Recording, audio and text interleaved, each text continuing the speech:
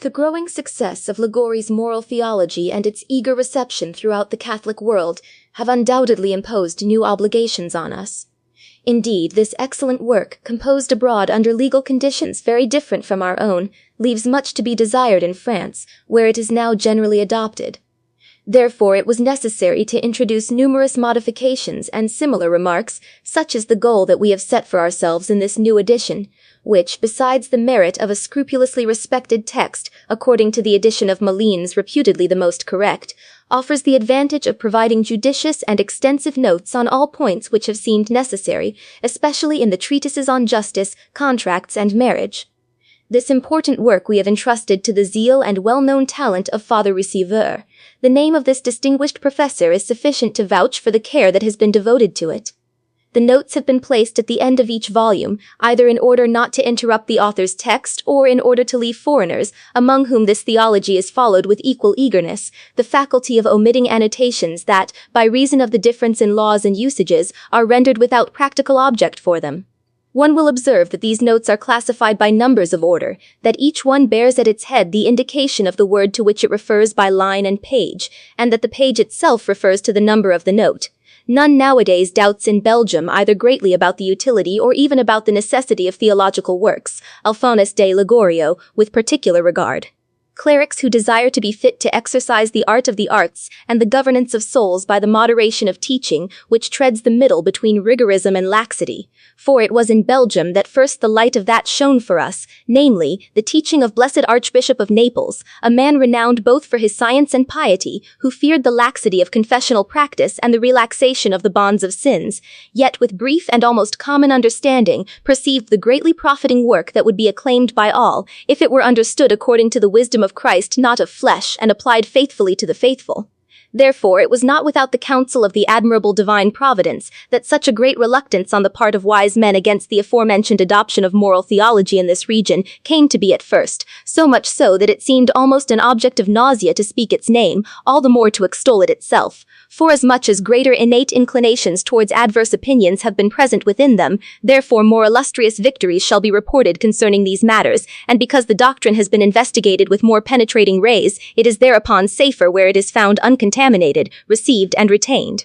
But how and with what luminaries had the doctrine of Blessed Theologian de Logroño been explored, when after the Sacred Congregation of Rites declared on May 18, 1803, that nothing worthy of censure had been found therein, when, moreover, Pope Leo XII, writing to the Bishop of Marseille who wished to institute the feast of Blessed Alphonsus Liguori in his diocese with an apostolic indult obtained at that time, did not celebrate Alphonsus with common praise, and finally, Cardinal Este Castiglione, Major Penitentiary, in his letters to the same Bishop of Marseille, said among other things that the Blessed had adorned the episcopal order with the splendor of his virtues as an ornament of our age, but we suspect him also to have excelled in sound, and according to God's doctrine having been admonished by a venerable judgment regarding all those worthless controversies in which nothing worthy of censure was found. This is sufficient and more than enough, so that it may easily be understood how rapidly editions of de Ligorio's works are issued. Indeed, each new edition is desired as the former one has been completely exhausted. Hence, considering the utility of theologians, we have submitted the aforementioned work to a second press.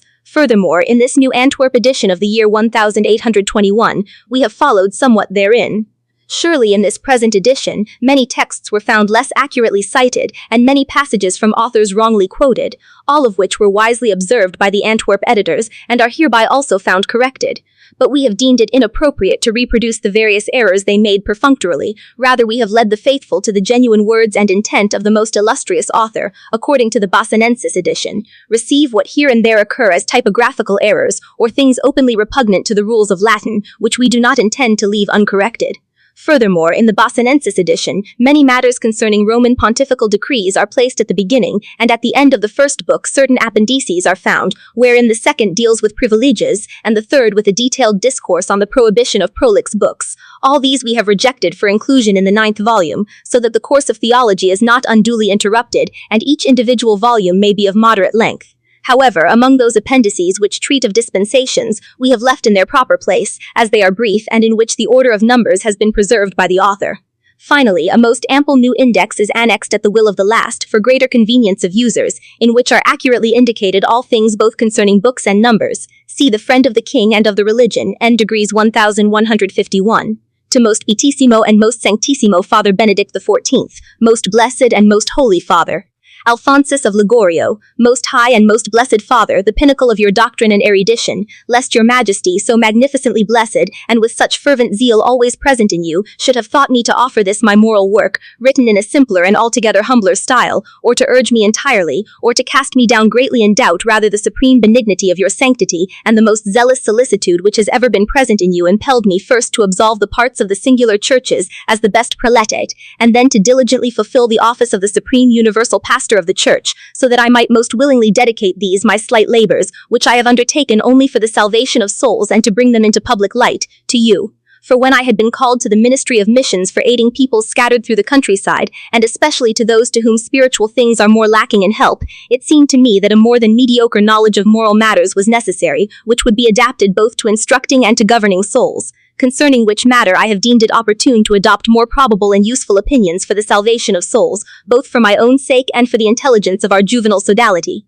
Since through many years I had read many authors both of benign and rigid opinions, some too indulgent towards mildness, others too addicted to austerity, I deemed the reward of my labors to be if I were to publish a book walking the middle way, which would present sentences more consonant with truth, and more necessary for the guidance of consciences by reason of knowledge, and having seized this opportune moment, I would commit many things pertaining to practice, which I had learned in the exercise of sacred missions, to my brothers. With the help of God I began the work and completed it, and requested that it be printed in types which having been universally accepted, and again needing to become public property for a better order, I have returned to a more fitting arrangement, adding certain carefully selected doctrines, appending many others, and furthermore incorporating some dissertations on the infallibility of pontifical definitions, and on their superiority over councils. Because all books which treat of the principles of theology and controversies of faith and morals are due solely to you, who are the greatest prince of theology, the one moderator of the church, the preserver and vindicator of divine truth, the one judge of controversies, appointed by singular providence of God for this purpose, Maximianus, Bishop of Constantinople, said. All the limits of the earth, all who profess the true faith, should look to the power of the Roman pontiff as to the Son, whom from among all other mortals the founder of the world chose from the orb of the earth, to whom he granted perpetually the privilege of holding the chair of primary teaching, so that whoever desires to know something divine, whether profound or not, may recur to the oracle and doctrine of this precept. Hence justly this work I deem to be addressed to you, and all the more so, since one of the principal causes which induced me to write it was that all might have knowledge of your most salutary bulls, epistles, and encyclical letters, which have profited and will profit until the consummation of ages for all the faithful in universal moral reform, for in those same things, with supreme prudence, neither inclining to excessive rigor nor to excessive leniency, but accommodating to the deficiencies of the times, he arranged what he had proposed to himself with great fortitude in a most admirable manner. Moreover, it was my counsel to propose many doctrines in the middle, which I have learned from your excellent works, by means of which the Summa Theologiae has handed down to posterity many things worthy of immortal remembrance and deserving of study for the entire literary republic.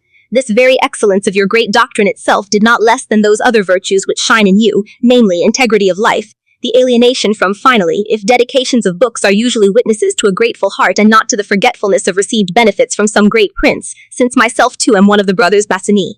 Therefore you, most blessed Father, through that charity by which you embrace the genus of the human race, by the care which you have taken and owe to all Christians, and do bestow through him himself in whose place on earth you act as Jesus Christ, receive with the pietas with which you are accustomed to correct, amend, and delete whatever you see therein opposed to truth, and if there is anything good, favor it and guard it, nor disdain to pursue with your paternal and apostolic blessing both this work for the benefit of the salvation of souls, and me and my companions, so that by cooperating in the ministry of divine glory in the vineyard of the Lord we may abundantly bear fruit.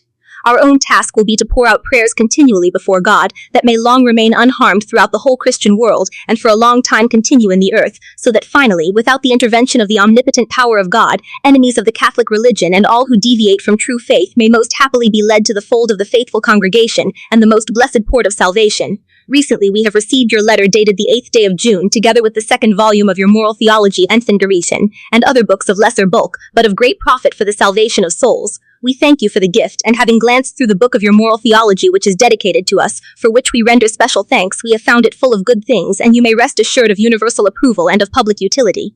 From time to time we shall be reading it, and we hope that what we shall read will correspond to what we have already read.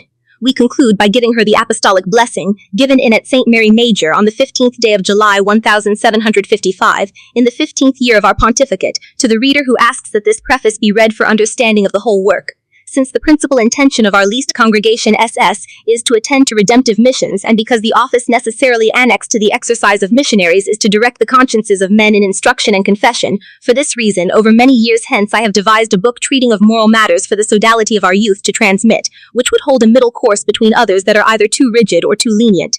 The work was absolved, but because it had been demanded too hastily by I did not satisfy myself, for in it either things were not well excised, or they were set forth in a confused order. Wherefore, having observed that a more careful examination and clearer method were required, I directed my mind to the second edition, in which I took care to arrange everything in a better order and to make the book richer in useful doctrines. I have also revised certain opinions, recognizing the man, that is, I reformed him. Neither did I blush in this, for the learned Augustine did not blush to retract many things, as Cajetanus Catharinus and Capriolus testify, and even the angelic doctor himself has thus stated, although elsewhere he wrote otherwise. For as Tullius said, it is wise to change one's counsel.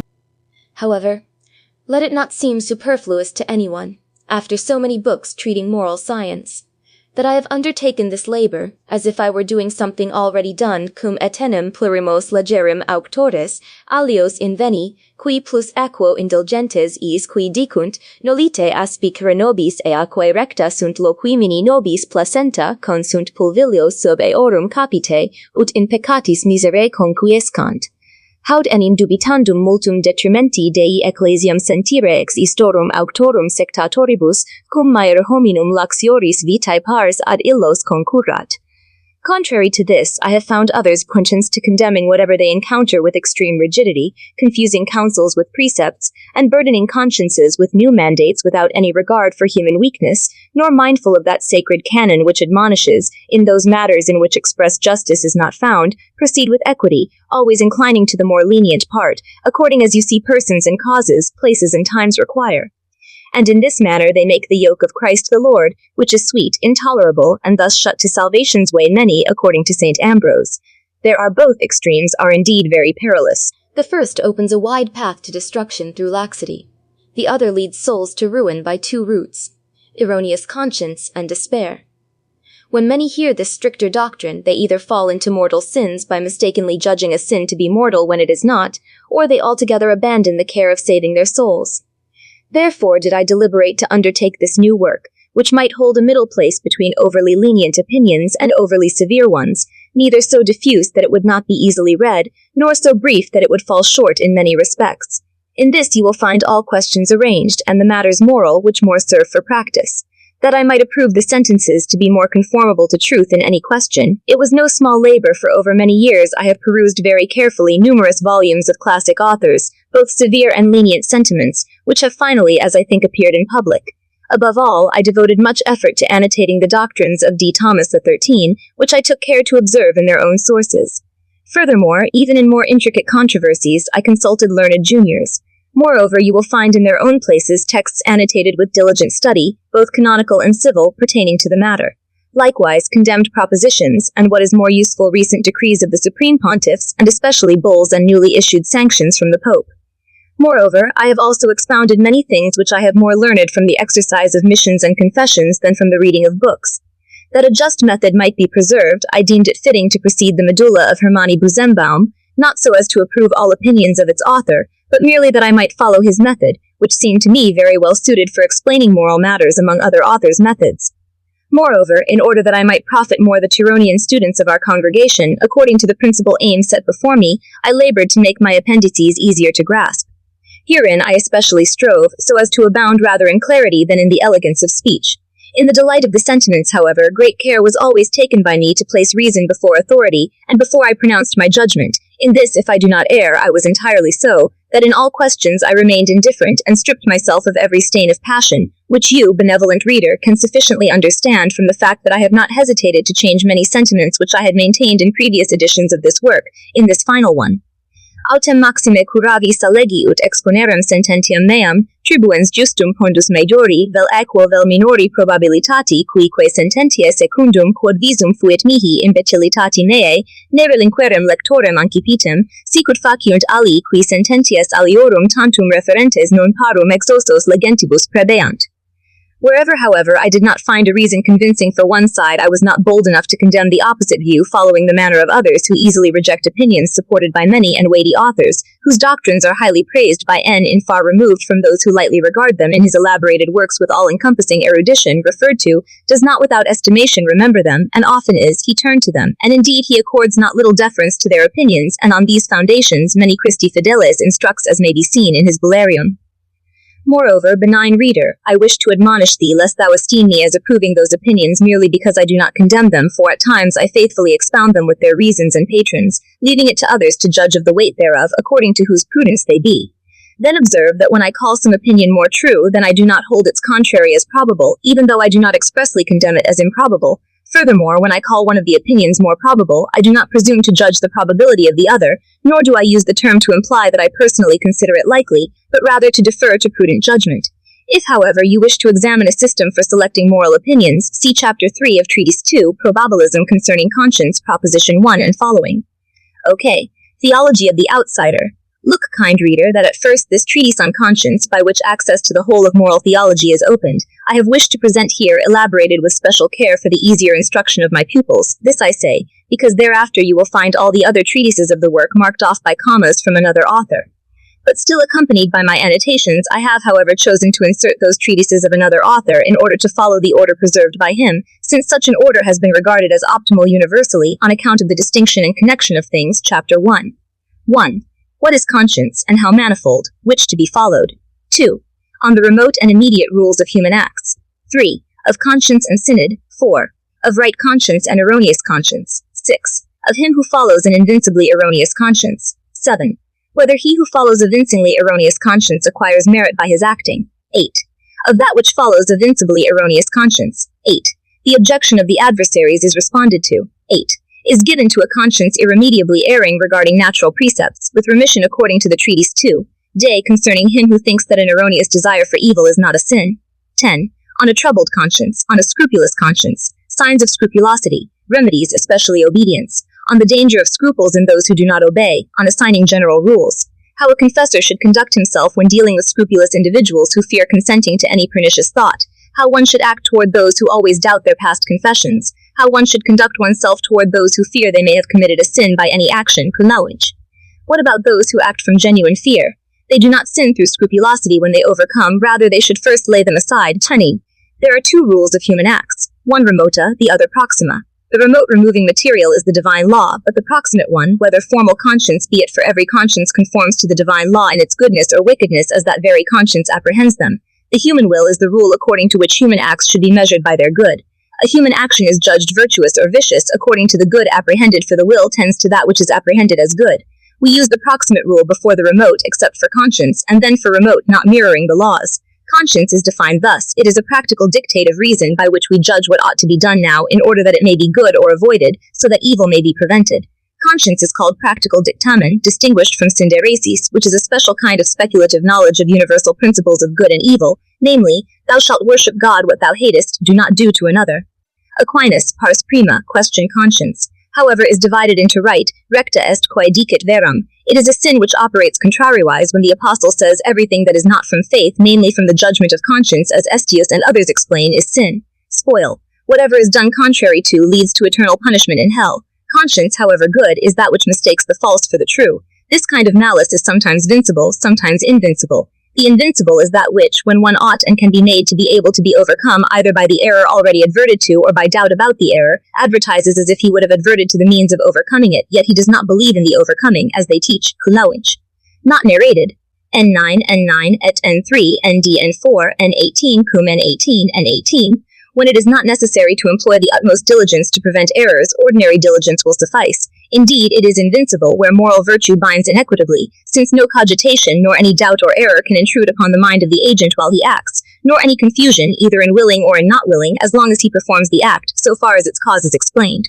Okay, what is conscience, and of how many kinds? It is asked in the third book, A. Concerning the sins, where advertence required with regard to sin is discussed, hence we say 1.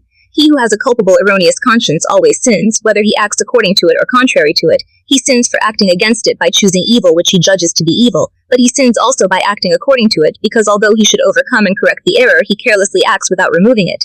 2. He who has an invincibly erroneous conscience does not merely not sin by acting according to it, but is sometimes bound to follow it. The reason for both is, he does not sin because although the action itself may not be right, it is nevertheless right according to the conscience of the one acting, and he is bound to act according to it sometimes if his conscience, which is the proximate rule, thus suggests that he should act. Moreover, not only does he who acts with an invincibly erroneous conscience not sin, but he also acquires probable merit, as P. Fulgentius Corneliati states in N6, along with others very commonly. The reason is that an act can, when therefore the agent acts prudently, without doubt he ought to merit on account of the good end for which he acts, namely the glory of God or charity towards one's neighbor, etc., as would be contrary if a person performed a good work but apprehended it as evil on account of an evil end for which that work is carried out. Objecteth Franzoia, Culaue. Never a bad action can be a cause of merit, and he himself brings forward St. Thomas, who thus says, good is caused by an entire cause, but evil arises from individual defects.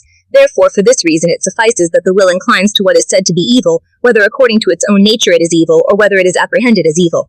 But in order that it may be good, it is required that it be good in both respects. It is answered that the saintly doctor speaks here of absolute and simple good, not however of good considered relatively and per accidens, as conscience, which is the proximate rule of acting invincibly, apprehends it according to what the sane Englishman teaches, saying, a human act is judged virtuous or vicious according to the good apprehended into which the will is directed, and not according to the material object of acts. Whatever is discussed in Quod Libet 3, Article 23, according to what the Pope has defined N, although in the argument he says that works are done from erroneous conscience, even though invincibly and without any human merit or guilt, nevertheless later at the same place, N36, he thinks otherwise, saying, for one can, while exercising a materially evil work, have many good acts, namely an intention of pleasing God. We call these acts good and meritorious, although the act which is then exercised materialiter is evil and not imputable to guilt, because an act materialiter evil, since it is not voluntary, cannot be referred back to these evil acts as malice. This is more strongly confirmed by St. Bernard N., who teaches that a subject acting obediently and with right intention performs meritoriously even when materially he errs against the law. And chapter writes thus, and indeed I would say that it is worthy of praise, or at most the pious intention alone, so that in a work which itself is not good one will not be deprived of due reward by reason of mere goodness of will. Can conscience, invincibly erroneous regarding the precepts of natural law, be possessed? This shall be briefly responded to, namely that it can arise regarding conclusions mediate and remote from the first principles, but not regarding conclusions immediate and proximate, such as taking another's property against their will, killing an innocent person, etc. The common opinion, which we shall confirm below with authority, especially that of St. Thomas in Treatise 2 on Laws, N. 169. Question is raised. 2. Can conscience invincibly erroneous in that which one desires to commit some evil, for example fornication, be such that it judges through error alone the desire to fornicate not to be mortal? If fornication does not follow indeed, they affirm this to be more probative, as Sanchez and Cardenas state, saying that one commits this sin only materially because although he himself wills that object as evil, yet he invincibly believes his desire not to inflict an injury upon God. However, I have never deemed this opinion probable, for I have never been able to understand how one who wishes to exercise an action whereby he knows himself to offend God can innocently believe that he does not offend God, while effectively desiring to carry out that very action which he certainly recognizes as turning him away from God. But you will say, how will this sin formally in his desire if he does not know his malice?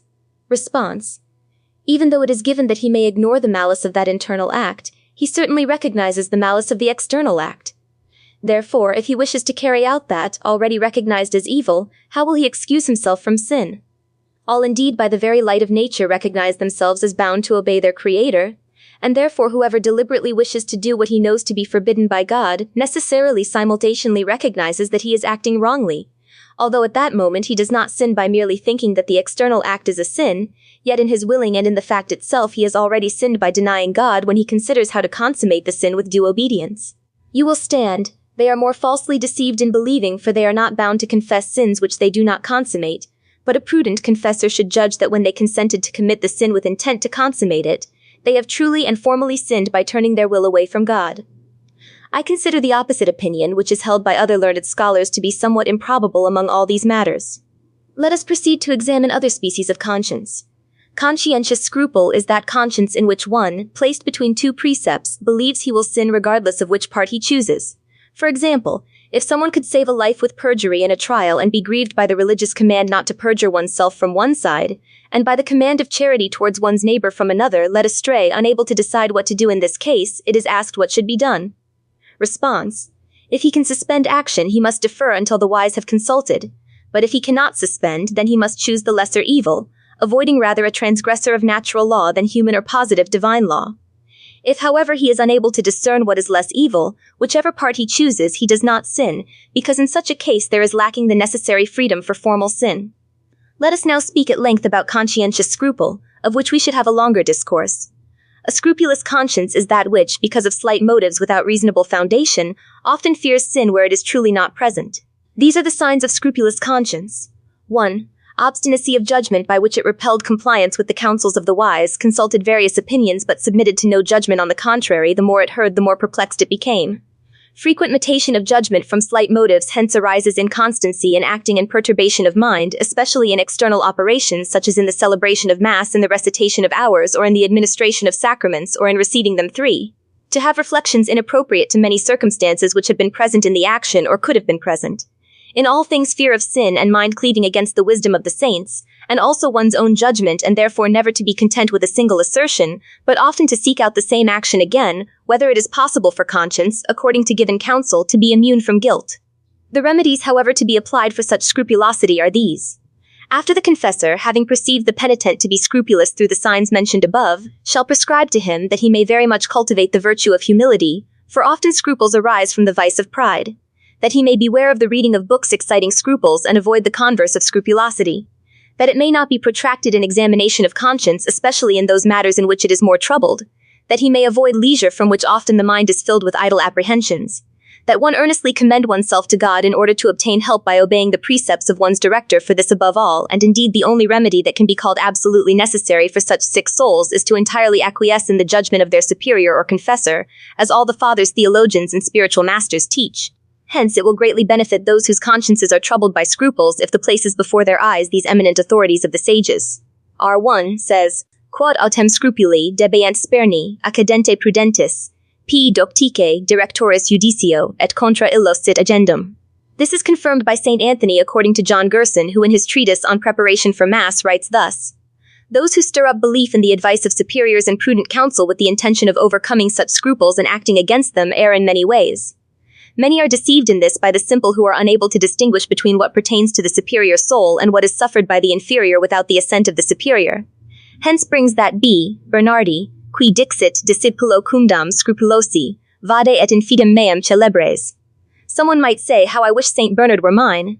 But now, while I contemplate the wisdom of my superior, I dare not commit my conscience to him. St. Anthony responds to the same Jerome, Whosoever you say this, you are in error, for you have not committed yourself into the hands of a man because he is learned, because he is pious, but because he is your superior. Wherefore obey him not as unto man, but as unto God. Beware lest seeking security thou dig up a pit of precipitancy for thyself. Hence thus exhorted, let those who desire to proceed on the way of God submit themselves to a learned confessor and obey him as they would obey God. He who acts thus becomes secure from giving an account of his actions at any time. He also said that faith to be given is required by the confessor because the Lord will not permit one to err. Nothing is more secure than to obtain in operation the will of the director. Nothing is more dangerous than to destroy oneself by one's own judgment.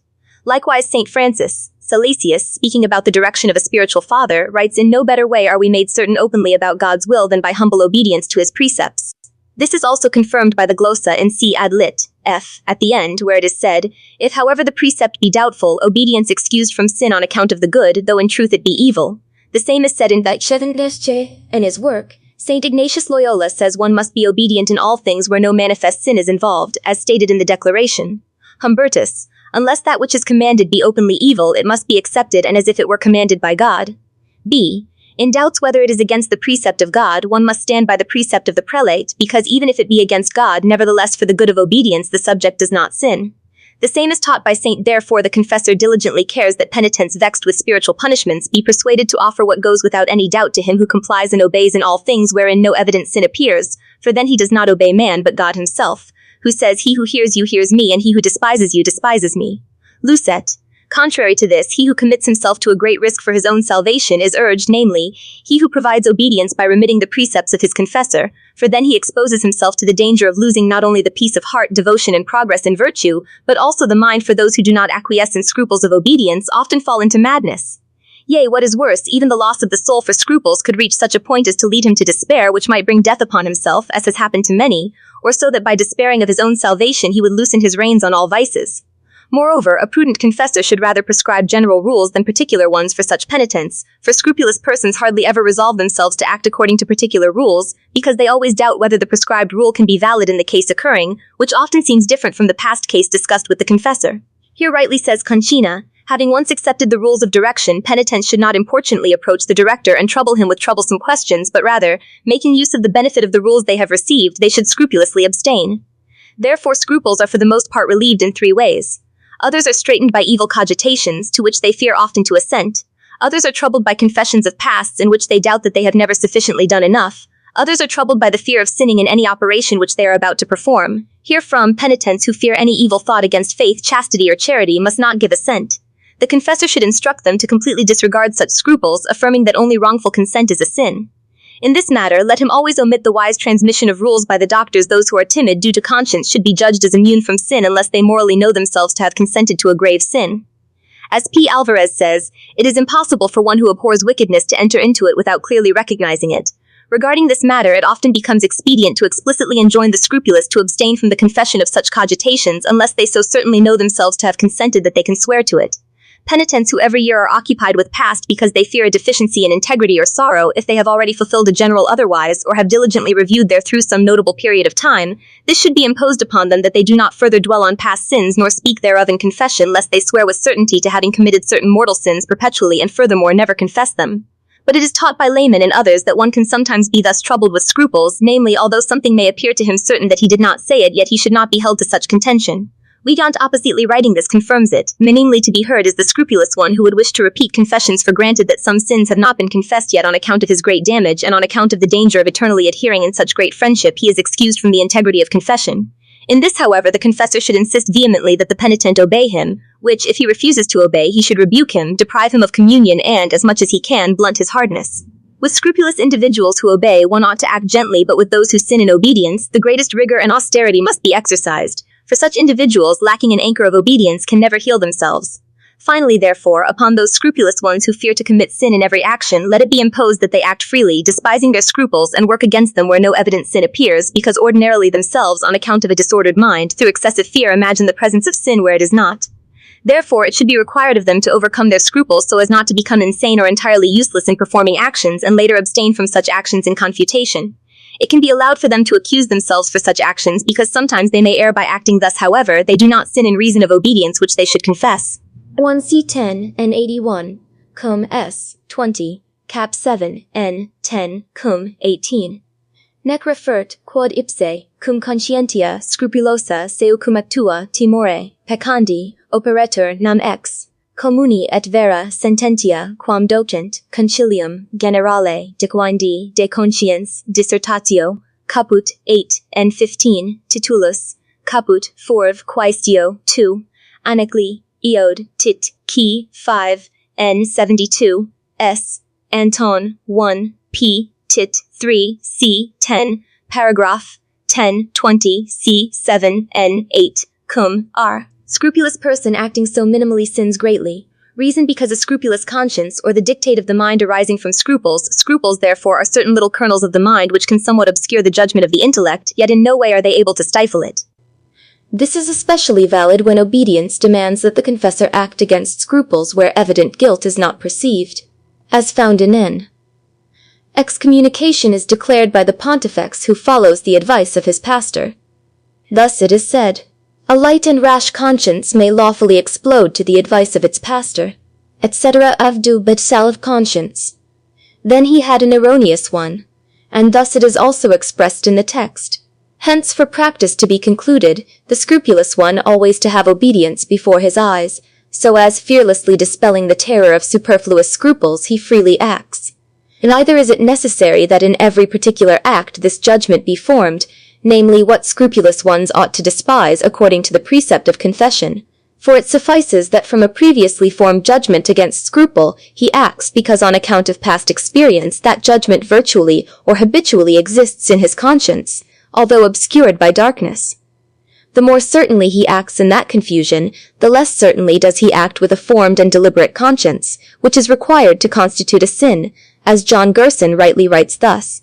Conscience is formed when after discussion and deliberation something is judged by the definitive sentence of reason to be done or to be avoided, and to act against it is sin.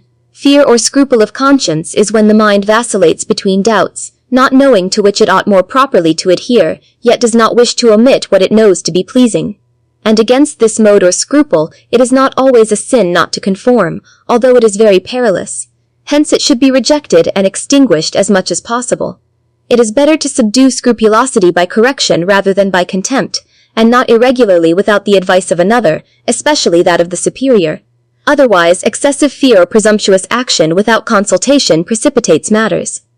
Finally, with respect to scrupulous persons, Natilius Alexander says that the rule in B should be observed, handed down by Albertus Magnus and S. Antonino, between a harsh and a benign ruling concerning precepts, the benign interpretation other things. It remains to be said concerning conscience, doubtful and probable. Of these we shall separately discourse in the 2 following chapters. What is conscientia dubia? What is the nature of positive and negative doubt? Which type of doubt is speculative and which is practical? It is never permissible to act with a practically doubtful conscience. Concerning him who knows something to be evil, but doubts whether it is grave or slight. What is to be done by one who is practically in doubt? Is it permissible to act with a speculative conscience in doubt? Regarding many principles reflected upon, from which a practice certain conscience can be formed. Of a doubtful law, or one doubtfully promulgated, and of a formerly certain law subsequently doubtedly abrogated. Concerning a doubtful vow that was made. And concerning a specific vow that was made and fulfilled doubtfully.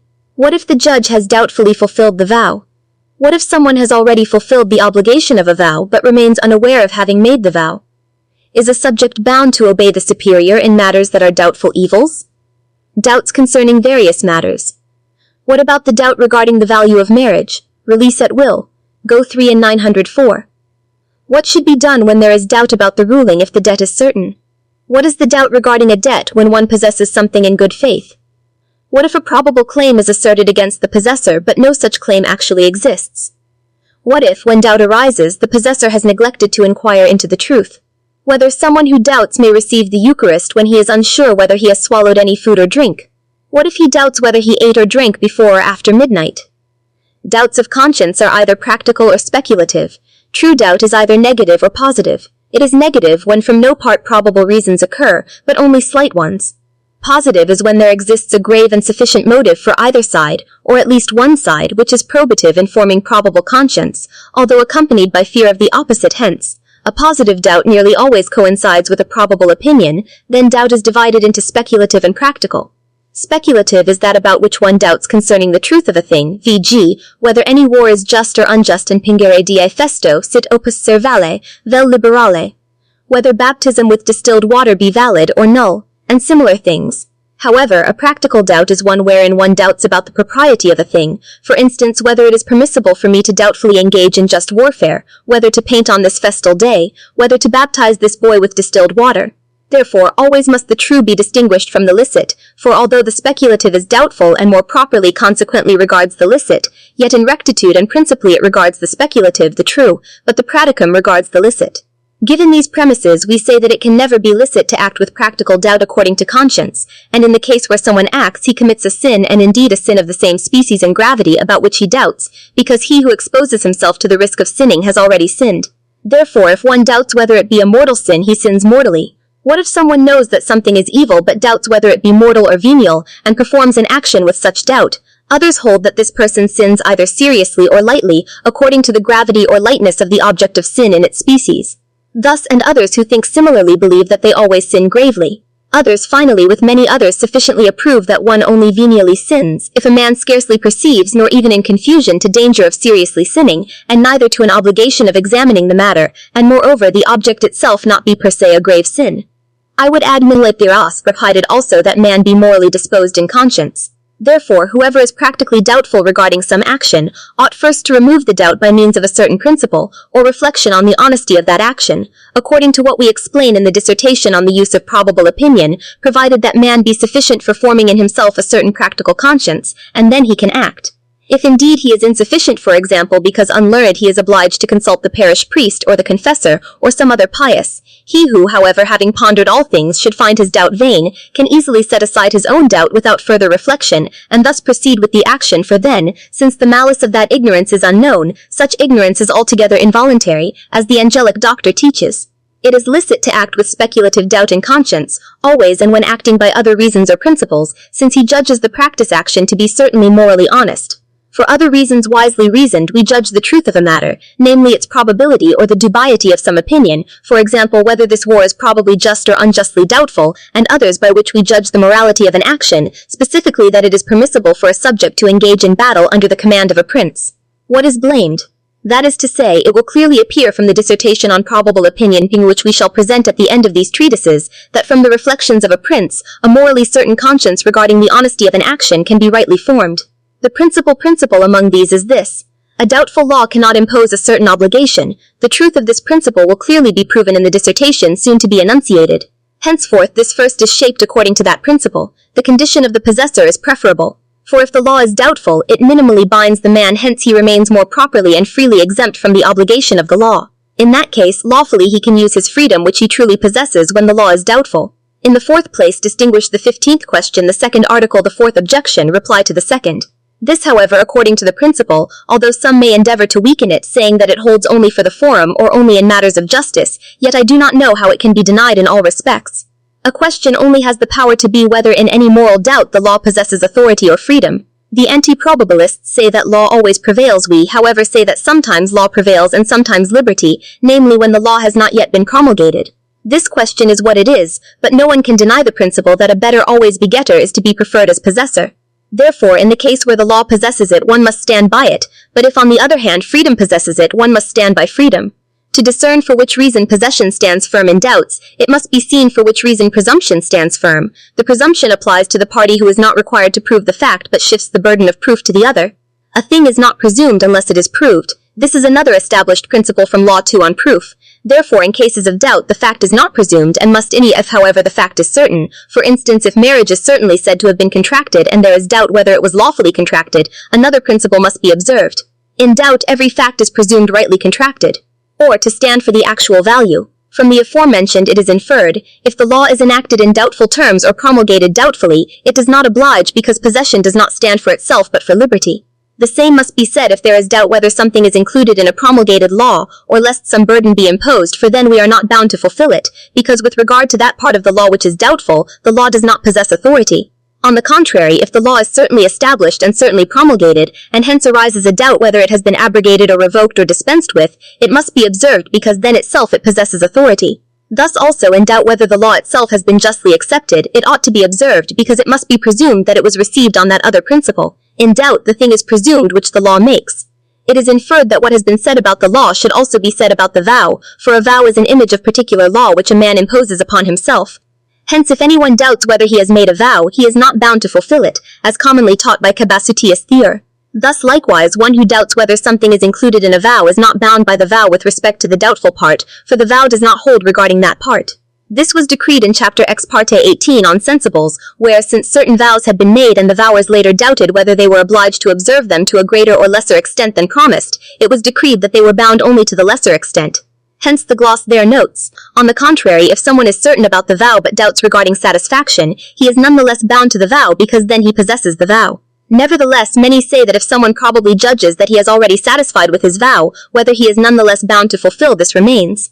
More deny it concerning the question on the vow, chapter 4. Sabbath, same title, chapter 1, number 145, with note 60, and others, because when in the case of an obligation of the law there is doubt, the possession of the law also becomes doubtful. Once I considered this opinion probable, being led more by extrinsic than intrinsic probability, but having now examined it more closely, I no longer consider it at all probable. Herein I say that the opposite is to be held against Tom disputation, on vow tuiet, interpram et tuan of religion dist kappa voto qsc, Leander, and others.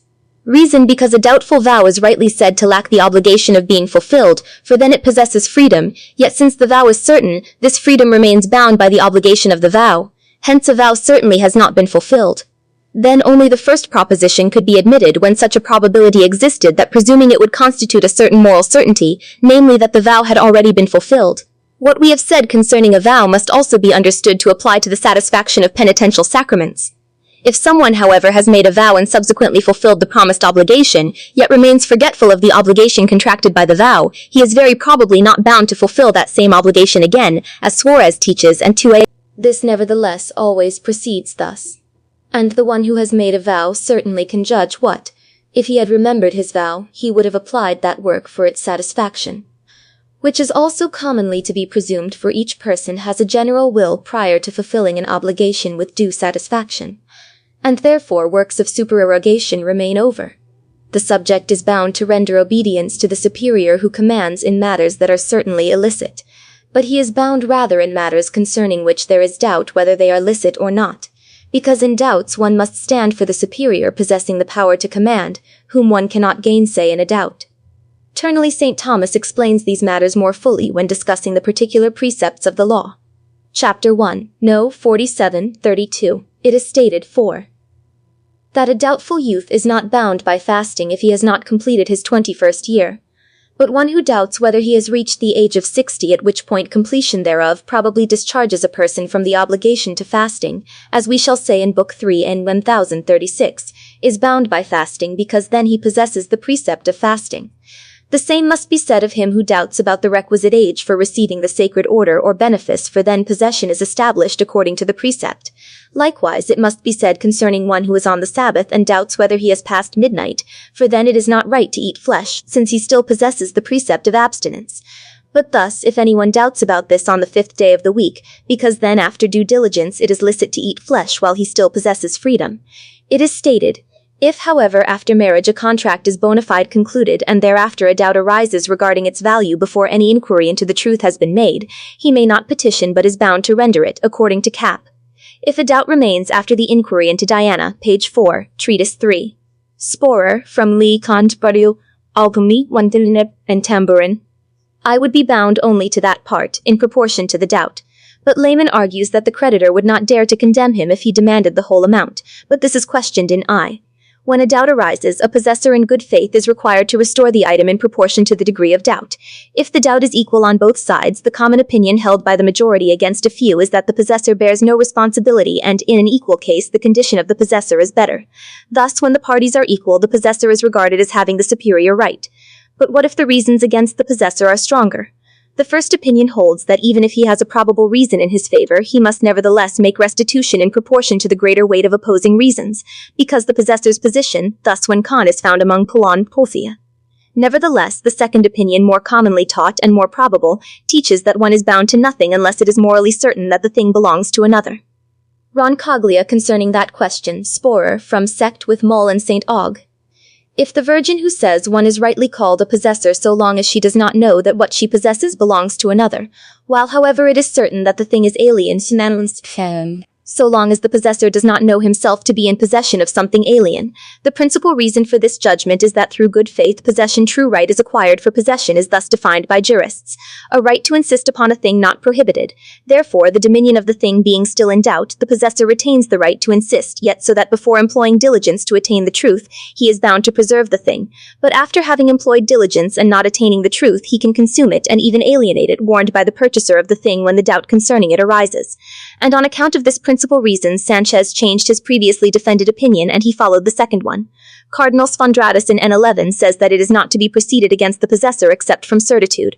Hence, it seems somewhat improbable what Roncaglia adds, namque si rationes faventes possidenti tantum tenuiter probabile sint ipse tunc tenetur rem restituere quantum ad majorem, partem nam si contra possidentem rationes taliter probabilissime sint ut fundantur contra ipsum moralem certitudinem tunc ipse tenetur relem totam restituere, si autem secus est ad nihil tenetur 36, quaritur tua.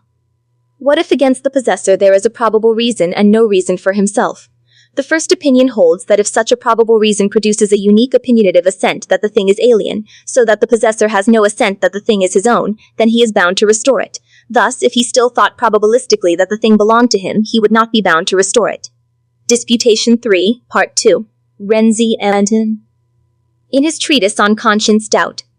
The second opinion, which holds and states that even when reasons for the opposite side generate consent, yet if they do not convince, and the consent is not morally certain but merely opinative, including fear, which necessarily belongs to opinion, then the possessor can retain the thing because possession outweighs all non-convincing reasons. The aforesaid opinions seem thus to be able to be reconciled.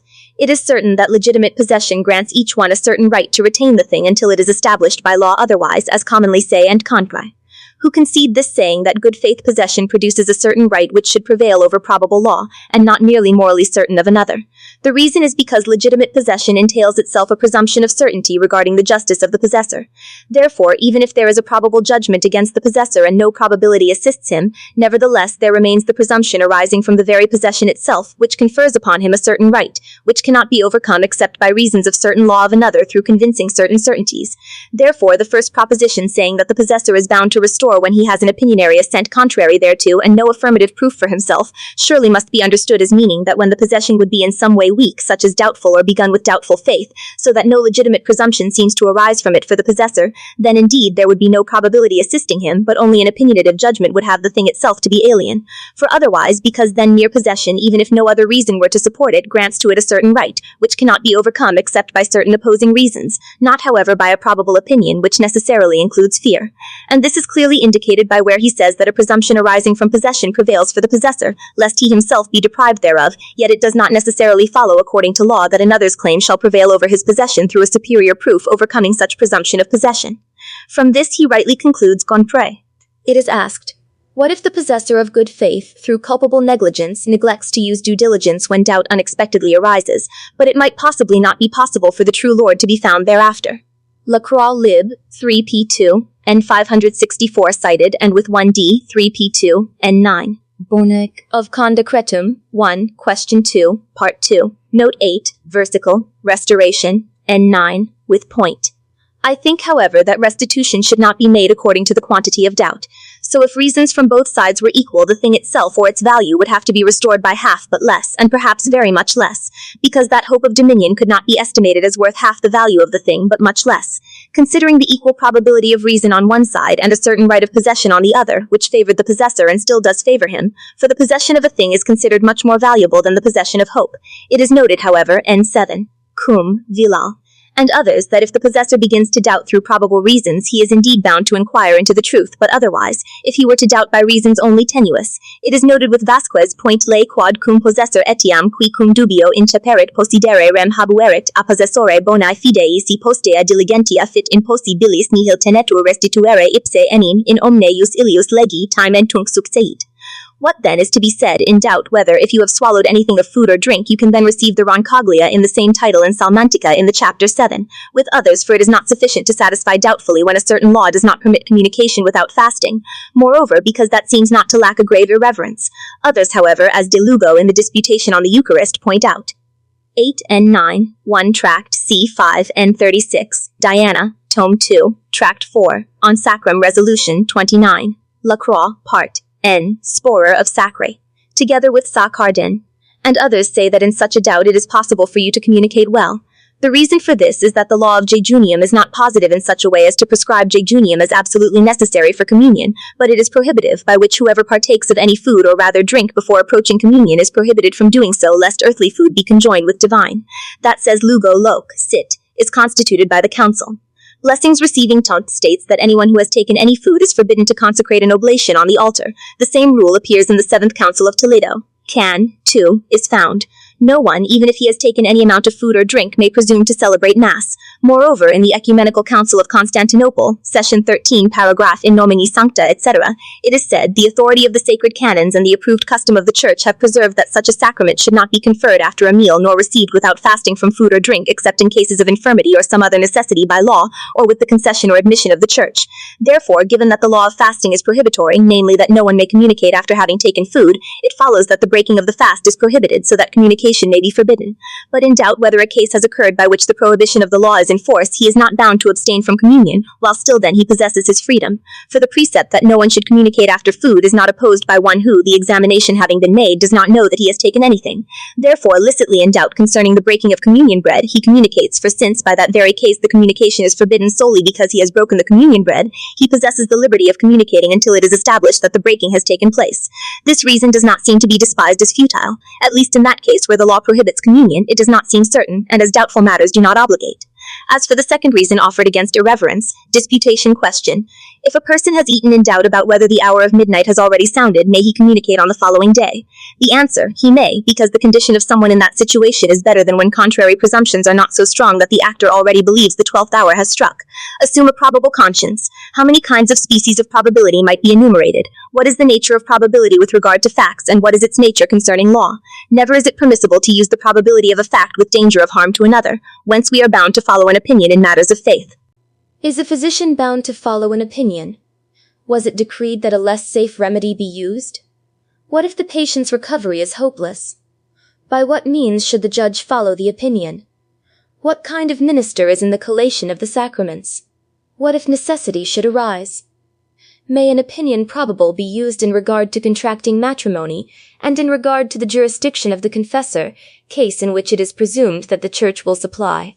On this see what should be said in the book 6, n. 573, and to be discussed regarding the common error, n. 57a. Should what is said concerning the administration of the sacraments with regard to the use of a safe opinion also be said concerning the reception of the sacraments? What if the hunter doubts whether the animal to be hunted is a wild beast or a man? May a probable opinion be treated as legal probability?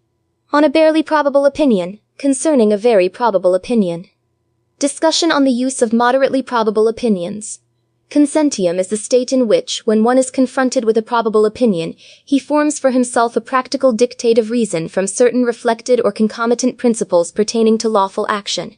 Here, however, it should be noted that there are quaedicibat, generatim dum probabilitate sive intrinseca sive extrinseca quantum vis tenui modo a probabilitatis finibus, non exeatur confissi aliquid agimus, semper prudenter agimus.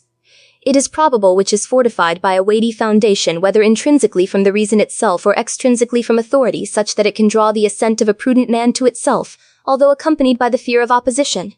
More probable is that which is grounded in a graver foundation, yet even with prudent opposition to such an extent that its contrary is also considered probable. Most probable is that which is grounded in the gravest foundation, hence the opposite is considered either weakly or dubiously probable.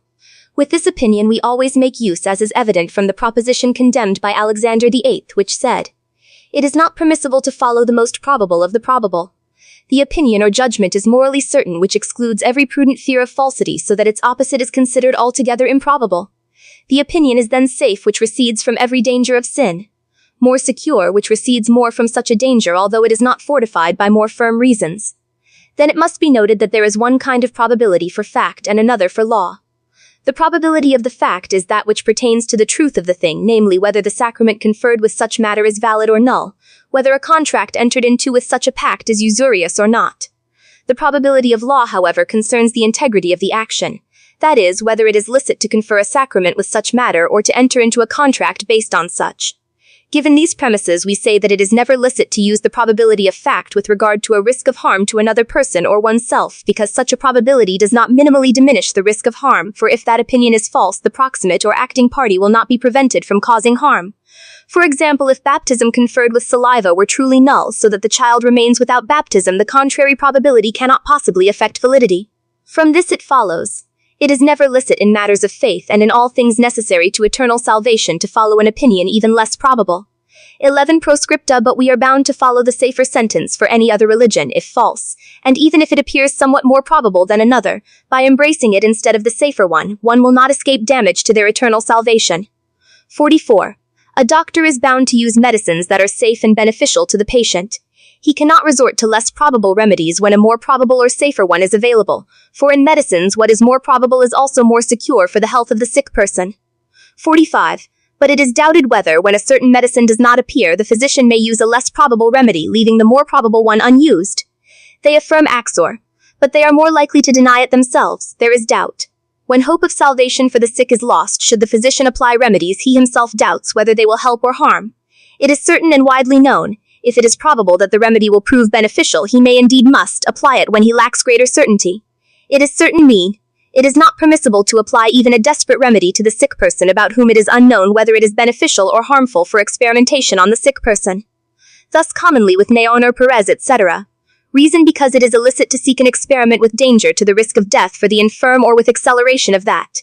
It is certain and at the end that if a remedy is dubiously beneficial and certainly not harmful, it must be altogether applied to one who is very ill. As regards the question itself, there are two opinions. The first opinion denies this, arguing, as stated above, that it is never permissible to expose the sick to a risk of death or to hasten that outcome. Thus, N1, with Decretum 11c9, N39, with Valentinus, and also Busembachius and Bardi in Loco 9, affirms, however rightly Cardanus and others observed, that if the defendant is in legitimate possession of the controverted thing and has a probable reason on his side, it is unjust for the judge to deprive him thereof, even if the plaintiff brings forward more probable reasons for legitimate possession, as we said, gives the possessor a certain right to retain the thing until the law otherwise decides. See what is to be said where it has been thoroughly proven, it is inferred. In the comparison of sacraments, the minister is not permitted to rely on an opinion, nor even a more probable or most probable one concerning their value, but is bound to follow a safe judgment, which is either safer or morally certain. This is established from the principle, from innocence. It is not illicit in conferring the sacraments to follow a probable opinion concerning the value of the sacrament in this more secure matter, unless the law, convention, or the danger of incurring grave harm forbids it. Hence, this opinion should be followed only probatively in the conferral of baptism, the order of priesthood, or the episcopate. Hence, unless necessity is present, the rule does not apply. In material is doubtful, and at the end they say many doctors that we can lawfully use probable opinion where the church is presumed to supply, so that it may happen in the sacrament of matrimony to validate a contract which is only probably valid, if perhaps that contract is null on account of an impediment which the church supplies by way of supplementation, and in the sacrament of penance to supplement the jurisdiction of the confessor where perhaps that is lacking. They call this opinion very common, but see Book Pluat, N, where many things are said concerning the jurisdiction of the confessor, how and when it is presumed to be supplied by the church. But when there is a common error, the church always supplies jurisdiction in the sacrament of penance, see Ibid, Prudat. Furthermore, it is questioned whether what has been said about the administration of the sacraments should also be applied to reception, so that no one can receive a sacrament with a probable opinion. The first opinion affirms, and this is held by the damned from Innocence the 11th, Disputation 2, Chapter 3, Note 18, the same. Prop 1. The reason for this is because special reverence due to demands that they not be exposed to the risk of frustration. Hence they say from the aforementioned Proposition 1, that it is damned with respect to the administration and virtually also damned with respect to the reception, since in both cases the same danger remains. The second opinion denies what Pontius holds in his work on the matrimony. I4 c. 25 cap 9 Moshe. When there it seems to recall itself at least as to opinions which on the part of the receivers are everywhere by the faithful brought into practice. Reason because no one is deemed to inflict an injury upon the sacrament by using a probable opinion, nor do the sacraments seem to demand greater circumspection than other divine precepts do. And this judgment, says Mag Moshe, those who are in the same proposition with regard to not having lost their probability through the condemnation of the pontiff, because it does not appear that the proposition was more proscribed on account of reverence towards the sacraments than on account of charity towards the receivers. However, these things notwithstanding, I judge that one must not withdraw from the first opinion, at least because the second will almost never be able to be deduced into practice without the soul's proper det deity too. It is inferred that if anyone doubts whether that which he sees in the wood is a wild beast or a man, he cannot strike it, even if he may, for if truly that animal were a man, that probability or greater probability would not free the man from death. Therefore universally it must be said, never is it licit to make use of an opinion probable by reason of its having been made so, where there is danger of harm or injury to another. But otherwise it must be said concerning an opinion which is probable by reason of law, for then each one can licitly make use of that opinion, forming thereby a conscience morally certain regarding the honesty of his own action. Having explained the nature of opinions, our system we present. Not, and if an opinion which stands as a law appears certainly more probable, we are bound entirely to follow it, and then we cannot embrace the contrary, which stands for liberty. Reason, for as in doubtful matters it is lawful to act, we are bound to inquire into the truth and to follow. But where truth cannot be clearly found, we are at least bound to embrace that opinion which more nearly approaches the truth, such as is the more probable opinion. I say pro. Now if the opinion which stands for liberty is only probable or equally probable with another which stands for law, no one can even follow it on that account, for being merely probable it does not suffice to act rightly, but moral certitude concerning the honesty of the action is required. According to St. Paul in Romans 14:23, all things whatever not done from faith are sin. It is said to proceed from faith, namely from a certain dictate of conscience, so that man in his own conscience has persuaded himself that by acting thus he acts rightly. S. Ambrose and others with S. Thomas. 17. De propria impraefata, dissertat, falsum reputavi effatum illude commune inter probabilistas, nimiru, qui probabiliter agit prudenter agit. I say 3. That which when two opinions equally probable are concurrent, although the less secure opinion cannot be held, since, as we have said, alone probability does not furnish a firm foundation for acting rightly. Yet that opinion which stands for liberty, when it has equal probability with its opposite, which stands for law, introduces a grave doubt whether there exists a law prohibiting the action, and therefore sufficiently promulgated, cannot be said to exist. Hence, inasmuch as it is not promulgated in such a case, it does not obligate, all the more so because an uncertain law cannot induce a certain obligation. And this is the opinion of D. Thomas which I follow, and which appears certain to me both on account of the authority of the theologians, as we shall see, and of the fathers whose doctrines can be observed in the aforementioned video, and also in Christian Wolff. Tom dissert de usu certent probab ubi congerit plures patrum auctoritates tum obrationes intrinsecas, quae non jam fucate sunt sed certae ac evidentes ut demonstrabitur princeps.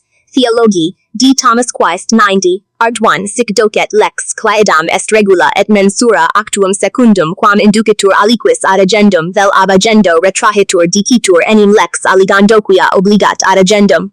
Hence the holy doctor teaches that for this rule and measure to be applied to men and to bind them to observe it, it must be made manifest to them by promulgation. Law is imposed on people as a rule and measure. Such a rule and measure is imposed by being applied to the things it regulates and measures. Therefore, in order for the law to have the power to bind its proper function, it must be applied to the men it is meant to regulate. Such application occurs when it is made known to them by the act of promulgation. Therefore, promulgation itself is necessary for the now. What is this axiom known to all? Laws do not bind subjects unless they are promulgated to them, because a law is not present in the mind of the legislator except as mere thought or intention of establishing a law, and not as the establishment of the law itself, which obligates the subjects. Hence, according to St. Thomas, the law is defined as certain ordering of reason for the common good by him who has care of the community when promulgated. There is no doubt that it is about the essence of the law, for, as correctly stated, the promulgation pertains to the reason of the law.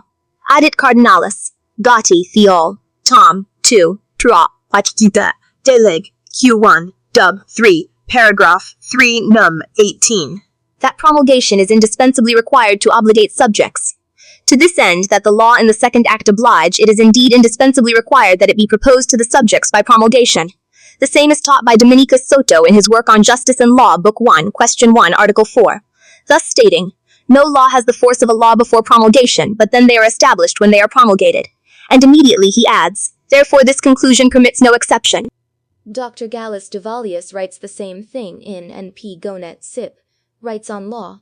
The same is written in Doc. P. He writes, "The law to men eternally is promulgated when it becomes known to them." Likewise says my sharp adversary the same thing. Consentient omnes pro multitatem esse omnino necessarium ut lex virtutem obli in locis eam docet. This moral principle explicitly asserts that no one is bound by any precept except through knowledge of that precept. By all philosophers and with Dr. Thomas it is taught the distinction between opinion and science. Opinion denotes a doubtful or probable knowledge of some truth, but science signifies certain and evident knowledge. But let us hear the holy doctor himself, and it is clear from what he proposes in the cited place that by science he understands a certain precise knowledge, namely, whether conscience binds. And then he says, "So stands the authority of some governor to bind involuntary matters in that manner of binding which can happen to the will, just as does the action of the body to bind corporeal things. The action of the bodily agent never induces necessity into another thing unless through contact with the coercion itself towards the thing it acts upon. Wherefore neither is anyone bound by the command of any lord unless the command reach him to whom it is given. It touches upon itself through knowledge. Wherefore no one is bound by any precept unless through the medium of the knowledge of that precept. Just as in corporeal matters a physical agent does not act except through contact, so also in spiritual matters it does not bind except through knowledge." The similitude taken from cannot be clearer, and it convinces in favor of our asserted proposition, namely, that an uncertain law cannot impose a certain obligation. The doctor says that knowledge of the precept is like a bond which binds the will, wherefore, just as there must be actual application of the rope to something to bind it, so too in order to bind a man will such that he is commanded to perform or omit some action, it is necessary that he have knowledge of that precept, otherwise that man remains free in his liberty. Wherefore, while in doubt whether a prohibitive precept is present or absent, as happens when two opinions equally probable and of equal weight concur, then he does not indeed have knowledge of the precept, hence he is not bound to observe the precept. To this the angelic doctor further explains in the same place, in order to see, however, when conscience binds, it must be known that the binding metaphorically taken from bodily things to spiritual matters imports necessity, for he who is bound has necessity of remaining in the place where he is bound, and his power to turn elsewhere is taken away. Just so as one who is actually not bound by any bond has the power to turn wherever he wishes, so too one who is not bound by knowledge of the precept is free from the obligation of the precept. Therefore the holy doctor writes, law is called by that which binds, for the law is said to be from that which binds, because it obligates to act. There he asks whether it is necessary for human will to conform its will to the divine will in willing, that it may be good, and he affirms but subsequently in the same article, section 10, note 1. The doctor himself objects to this. It seems that the will of man ought not always to be conformed to the divine will in willing, for we cannot will what we do not know. But God's will we do not know in many things. Therefore the human will cannot be conformed to the divine will in willing. He responds, concerning the first point, we can know God's will in its common rational nature, for we know that God wills whatever he wills under the aspect of goodness. Thus, whoever wills anything under any rational aspect of the good has a will conforming to the divine will insofar as the reason for the thing willed. But in particular matters we do not know what God wills, and in those cases we are not bound to conform our will to the divine will. Therefore, St. Thomas teaches that a person always conforms his will to the divine will for any rational reason of good, but is not strictly bound to conform his will in particular unknown matters, especially in precepts where the divine will is not made manifest to him. However, P.E.M. declares that more distinctly. Gonet says that man is not bound to conform his will to the divine will in material matters unless that will is made known to him through a precept or prohibition. Therefore, when we are in doubt about whether God has imposed or forbidden a particular action by any precept, we are not obliged to conform our will to such a precept unless it is made manifest to us. For as John Gerson teaches, where God does not make his will manifest to us, he cannot obligate us to follow it. Let us repeat here these words already related above. It is necessary to give a more manifest ordination and will of God, for by his mere will God has not yet absolutely imposed an obligation on the creature. Etc. Thomas Fortius eandem sententiam confirmat in alio loco, ubi signantur loquitur de obientia, quae praeciditis divinis debetur. Thus he asks, whether God is to be obeyed in all things? The holy doctor affirms this but objects as follows. Whoever obeys God, both ancient and recent authors have followed this sentiment. When there is a genuine strict doubt about a precept, there is no obligation to observe it. Do not be quick to judge that something is a mortal sin unless clear scripture makes it certain to you. It is the height of folly for a man to wish to obey precepts whose truth or falsity is doubtful, when concerning the law, duties, and powers. Judgment of delegation where it is said, unless you have been certain of the mandate, you are not coerced to comply with what is commanded. The same wrote, since opinions are divided among the great ones, and the church has not determined one part thereof, hold that which thou wilt. The same has written, according to the chancery, it does no more harm for a man to err in an article of faith which has not yet been declared by the church as necessary to be believed than it would be possible for there to be a moral act contrary to something capable of being done, which act is not said to be certain either from scripture or the determination of the church as being illicit. However, in matters of faith it is certain that, before the church issues a determination, it is licit to hold either position without incurring sin. Therefore, one may similarly hold a given opinion in moral matters within the limits mentioned above, provided that even wiser men do not regard the contrary as certain. Accordingly, according to St. Augustine and the Chancery, it seems non tenemur sequi opinionem tutiorem ubi tutior, non apparet probabilior Gabriel Biel, scripsit nihil debet damnari tanquam peccatum mortale de quo non habetur evidens ratio vel manifesta auctoritas scripturae. Dominicus Soto scripsit quod lex cum ipsa sit regula actionum opus estut homo eam intueatur nempe, quod cognoscat eam ut certam, qui regula utitur eam intueri necesse est, concerning justice lib 1 quaest 1 artic 4. Whereupon he wrote subsequently ibid and trixit qi art 6 near the end. When opinions are probable among weighty doctors inquire both in safety do you have conscience. Thus also Cardinal Lambertinus wrote in his notifications, bonds must not be imposed when there is not a manifest law that imposes them on me.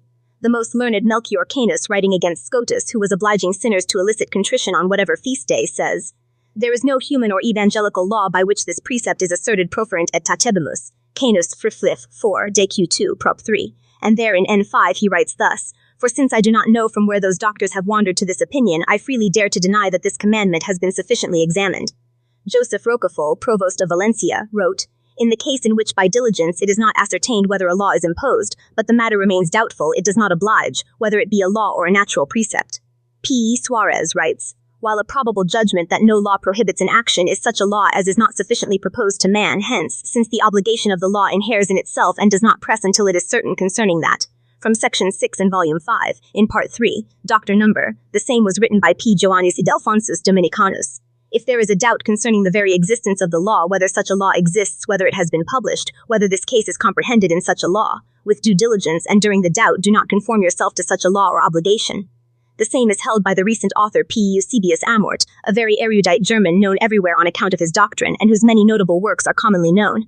Here in his Moral and Scholastic Theology, excused by Bologna in the year 1753, which before being printed was either corrected or at least revised by Pope Benedict, as the author himself humbly requested from him, thus he writes, "However much the existence of the law does not become more credible, morally it is certain that a law will not be given, because according to the nature of divine providence God is bound to make his law more credible," etc.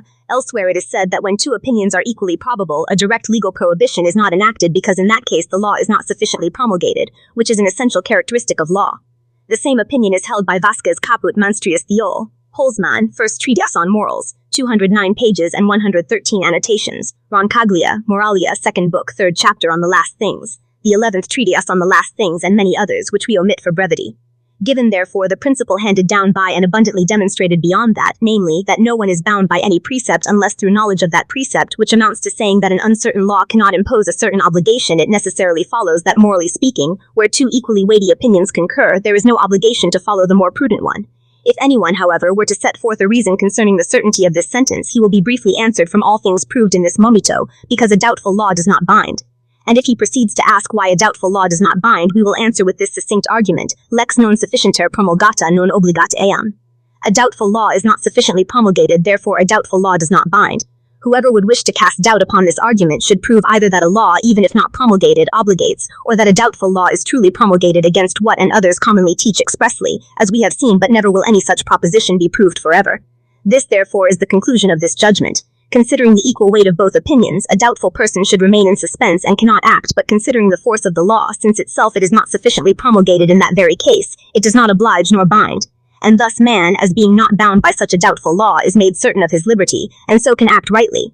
At the beginning I said that where an opinion seems to be more certainly probable than a law, we are bound to follow it, but if they are equally probable, then we are free.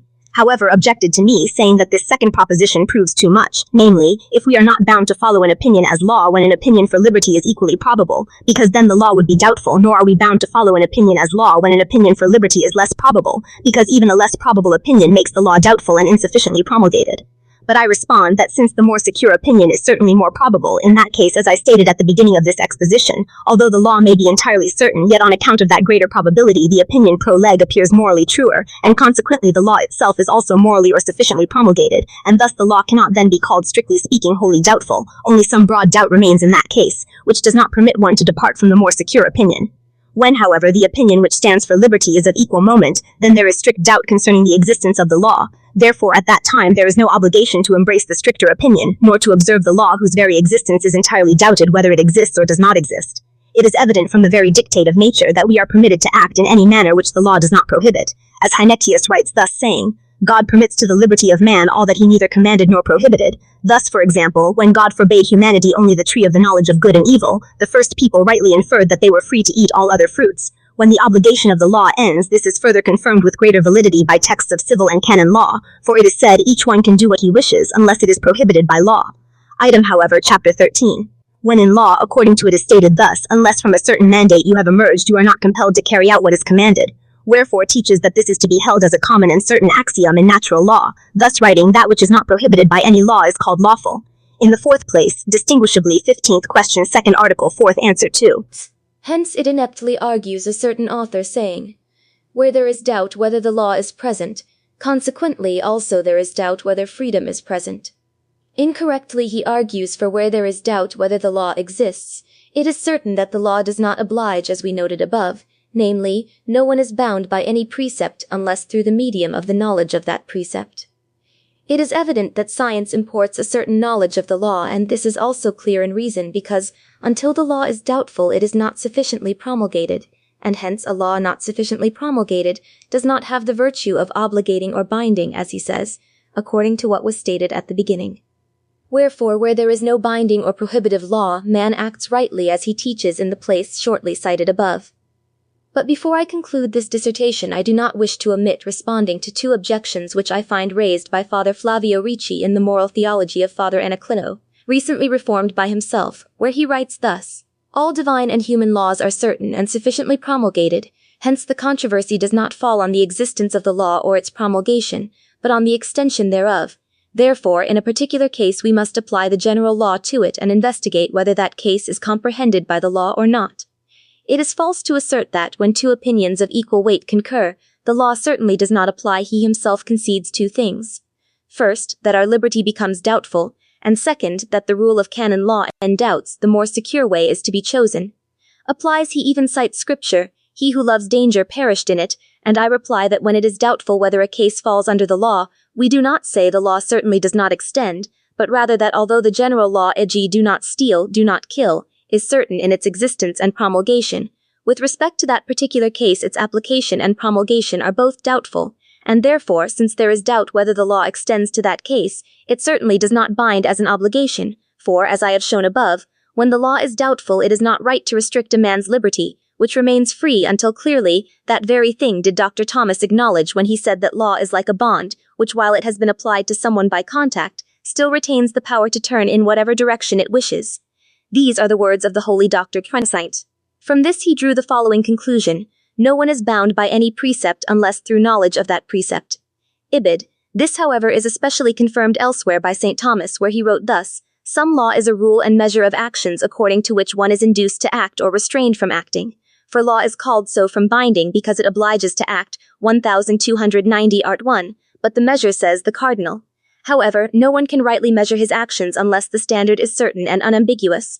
A doubtful law does not make a man's liberty doubtful, for liberty remains certain so long as it is not bound by a law that is both clear and manifest. Therefore, although the general law certainly exists and has been promulgated, until it is applied to particular cases unbound, liberty remains with the individual. I respond to the second point, namely to the rule of canons from Father Flavian, and I ask him, is it certain that the aforementioned rule comprehends all speculative doubts and not merely practical ones, or doubts de facto? This is certainly not certain, for the common opinion teaches that this rule has place only in practical doubts and those de facto. Behold what S. Antoninus writes: but those wishing to prove the contract to be illicit introduce this: in doubtful things the safer way is to be chosen. It is answered that this is true concerning honesty and the preponderance of merit, not concerning the necessity of salvation. As to all doubtful things otherwise, it would be necessary for all to enter religion. The same thing writes Christianus Lupus E., arguing from the doctrine of S. Augustine Navarra and Dom follow the same sentiment. Soto Abbas Nieder Tabiena Suarez Angles, S. Alphonsus Salas Corneo Jo, I. S. Thomas and others, whose passages can be observed in a certain other dissertation of mine, which I once published more fully on this subject, where I clearly proved that such a rule of the canons applies only to practical cases et de facto spectabat. Therefore, at least the is truly doubtful outside practical cases. Hence, it is not sufficiently promulgated and consequently has no binding force. But let us freely again, I ask, what does this law or rule say? In doubtful things the safer way is to be chosen. Therefore, when a man is in doubt, it is not fitting to act. But what if he forms a morally certain opinion about the honesty of his action? Then he is not in doubt, but is outside the realm of doubt and beyond the case of the rule. The text which he adds, he who loves danger in that will perish, somehow may favor his own opinion. I am not unaware that this kind of scripture is brought forward by all its rigid proponents, but I cannot understand what these masters can possibly extract from it of a doctrine more truly and purer. Let the context of scripture be attended to. It is said there, he who has a hard heart will have evil in the last, and he who loves danger, in that will he perish. In the case of scripture wherein a man grievously sins, it is when he himself plunges into true danger of salvation by protracting his conversion even until his death, just as truly does he incur a real danger and grievously sin who voluntarily refuses to remove an immediate occasion of sinning. Therefore the case differs from ours, in which, given that the law is doubtful and does not obligate, there is no danger of transgressing the law, because, with such a case, it is not sufficiently promulgated, it has no power to oblige. From this doctrine two corollaries follow, by which our aforementioned dissertation is more solidly established. First, that doubtful laws do not oblige. Second, to this is annexed, that uncertain laws cannot induce certain obligation. Here we subjoin. First corollary, doubtful law does not oblige. From this principle, which has been firmly and repeatedly proven by, namely that a law which is not promulgated does not have the power to obligate, follows with certainty the aforementioned first conclusion, that a doubtful law does not obligate. This conclusion is confirmed by the fact that it is commonly and universally held among all that the certainty of a moral judgment, if not established through some direct certain principle, will nevertheless be established through another principle equally certain, as is first demonstrated by de Wachiminedual. What is blamed in the 13th question, first article, where St. Augustine writes, "A just man, if by chance he serves under a king who is even sacrilegious in his person as king, can rightly wage war at his command if, in preserving the order of civic peace, what he is commanded to do either, although therefore a subject is in doubt about the justice of war, he can nevertheless lawfully serve under his prince's command, and how this is done according to the reflected principle that the prince has a certain right, so that there is no certainty of injustice, thereby complying with it." It is likewise proven from chapter Dominus de et Cur by a reflected certain principle that when the wife is in good faith, she herself has the right to claim the debt in doubt. He possesses this doctrine as certain. P. Jo Laurentius Berti in Sua Theologia says that it is illicit to follow an opinion which is less safe even if equally probable. However, where does he prove this? He proves it from the falsity of two principles which probabilists maintain are licit. First, that one who acts probabiliter acts prudently. Indeed, reverently P. Berti says that this principle is not sufficient for acting with an opinion merely probable, for when the opposite opinion is equally probable according to law, then certainty regarding the rectitude of the action does not thereafter suffice for right acting on our part. The other principle of certain probabilists is this: when both opinions are probable, a man suspends his judgment regarding the safer opinion, and imitating the probity of the favorable opinion acts accordingly.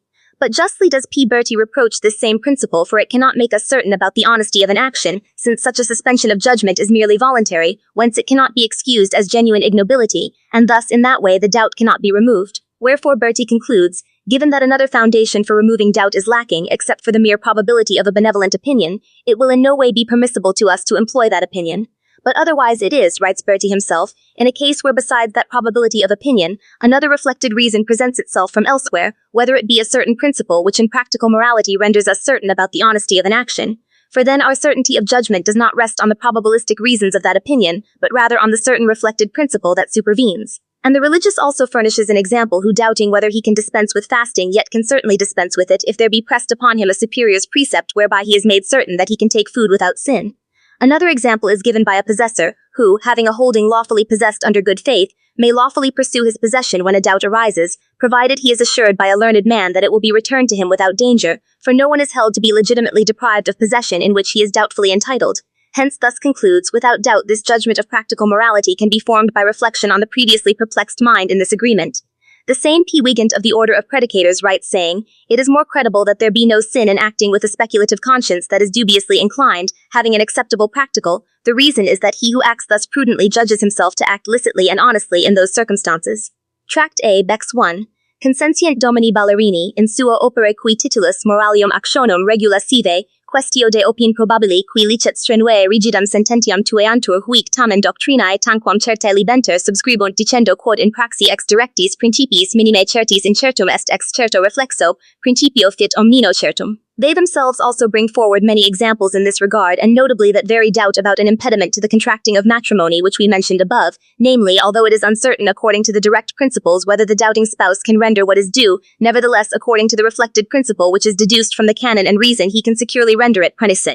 Whereupon they conclude, in all these examples the reflexive principles must not resolve a particular question but rather leave it uncertain alone is practice certain, because the reflexive principles direct the doubtful practice to establish a certain rule. The same is written by P. Gonet, Tract 3, Chap 16, near the end. Finally, the same P. Lector Jo Vincentius Patuitus, who in this controversy strenuously opposed me with 2 books, admits that which he has explored, namely that since reflexive principle is certain, it makes action certainly honest. Thus he says in his book La Causa del Probabilismo, etc., section 4, page 40, and expressively page 45, where he writes, "If it were true that in the case of uncertainty of law there was no law because not promulgated enough, then you would have a certain, he ought rather to have said, that which does not oblige, for otherwise it would be reduced to the same point, namely, that a law which does not oblige is as if it were not." And thus is understood how a speculative judgment that is doubtful or probable regarding the honesty of an action can become morally certain in practice. But who will object how probabilities of speculative reasoning can escape to become morally certain in practice? This is observed as best explained by Bishop Abelli and Father Eusebius Amort, not because the speculative probable reasons for some opinion become in practice morally certain, but because there are other reasons of that same opinion which are merely probable, while others are the reasons of the reflected principle, by means of which in practice a morally certain judgment is formed from that certain principle, and thus an action which is only speculatively morally probatively honest emerges in practice as certainly morally honest. That our conclusion may therefore be firmly established, namely that an uncertain law does not bind, we argue thus, The principle affirmed by St. Thomas above has already been proven, to wit, that a law does not have the virtue of binding unless it is sufficiently promulgated and known.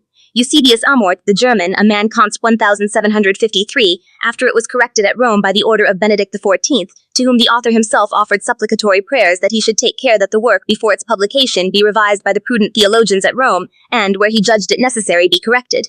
The pontiff approved the votum and transmitted to him certain corrections for the work to be amended, reserving, however, the question concerning an opinion equally probable, as is seen in his own work. The author writes that when the opinion is evidently and notably more probable than the law, morally it is certain that there does not exist a binding law.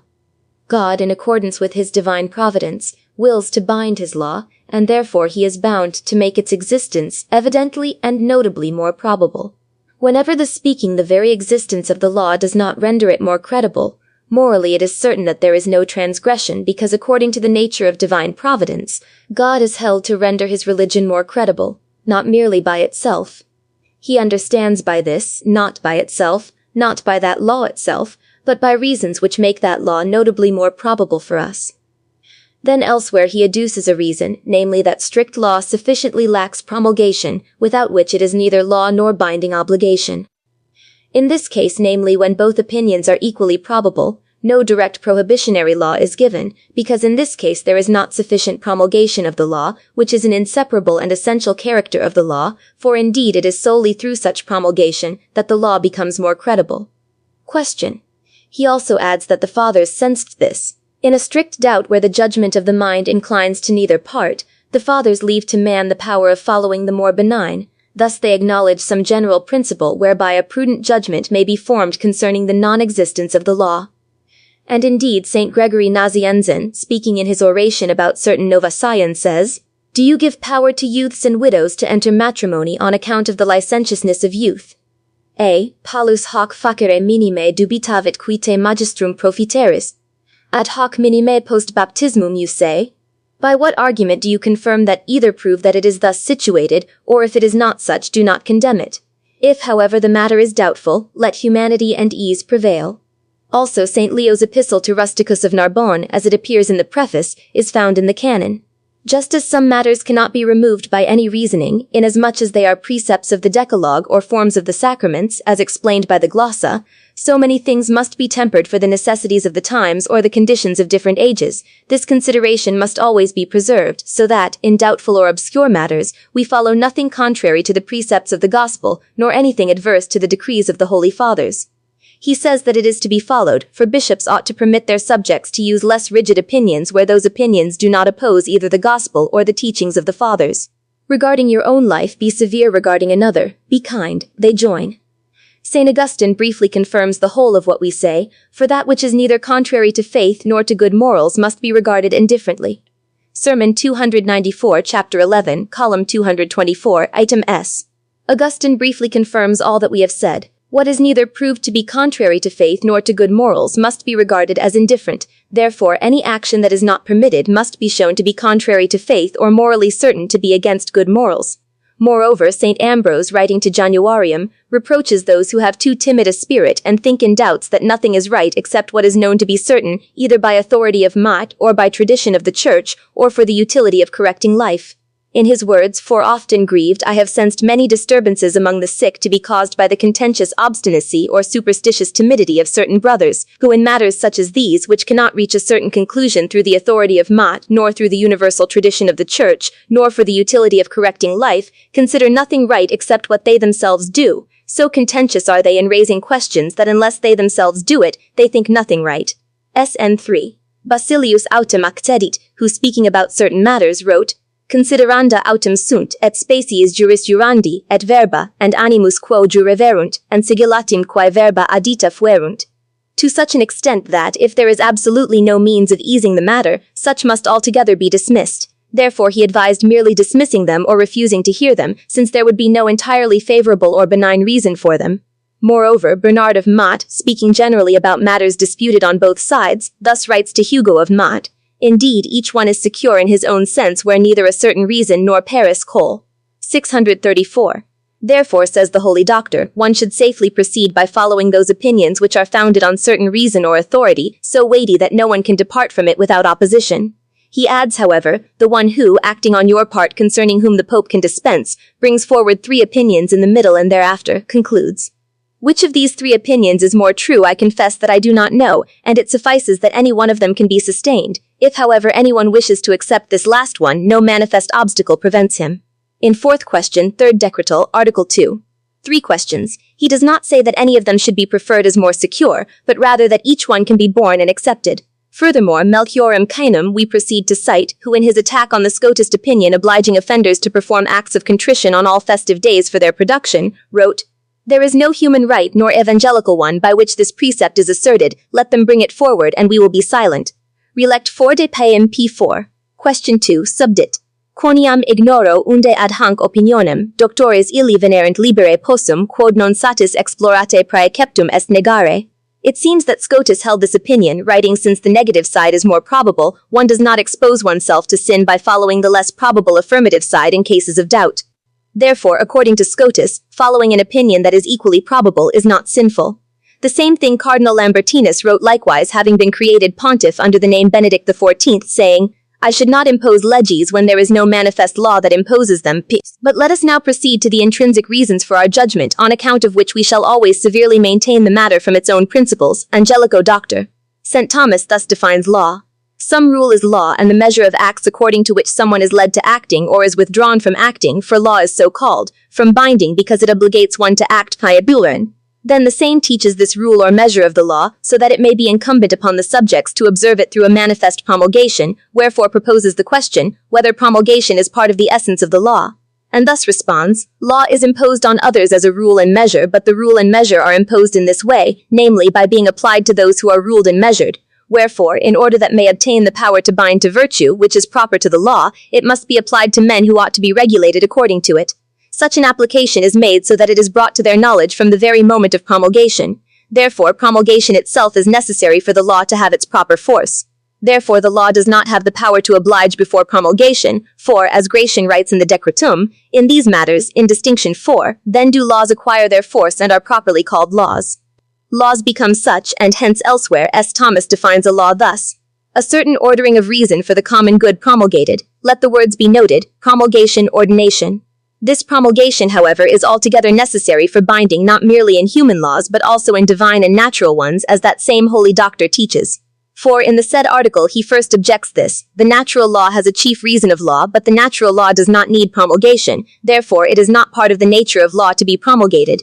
And thus he responds, it must be said that the promulgation of the law of nature is from this very fact that God has inserted it into the minds of men naturally to be known.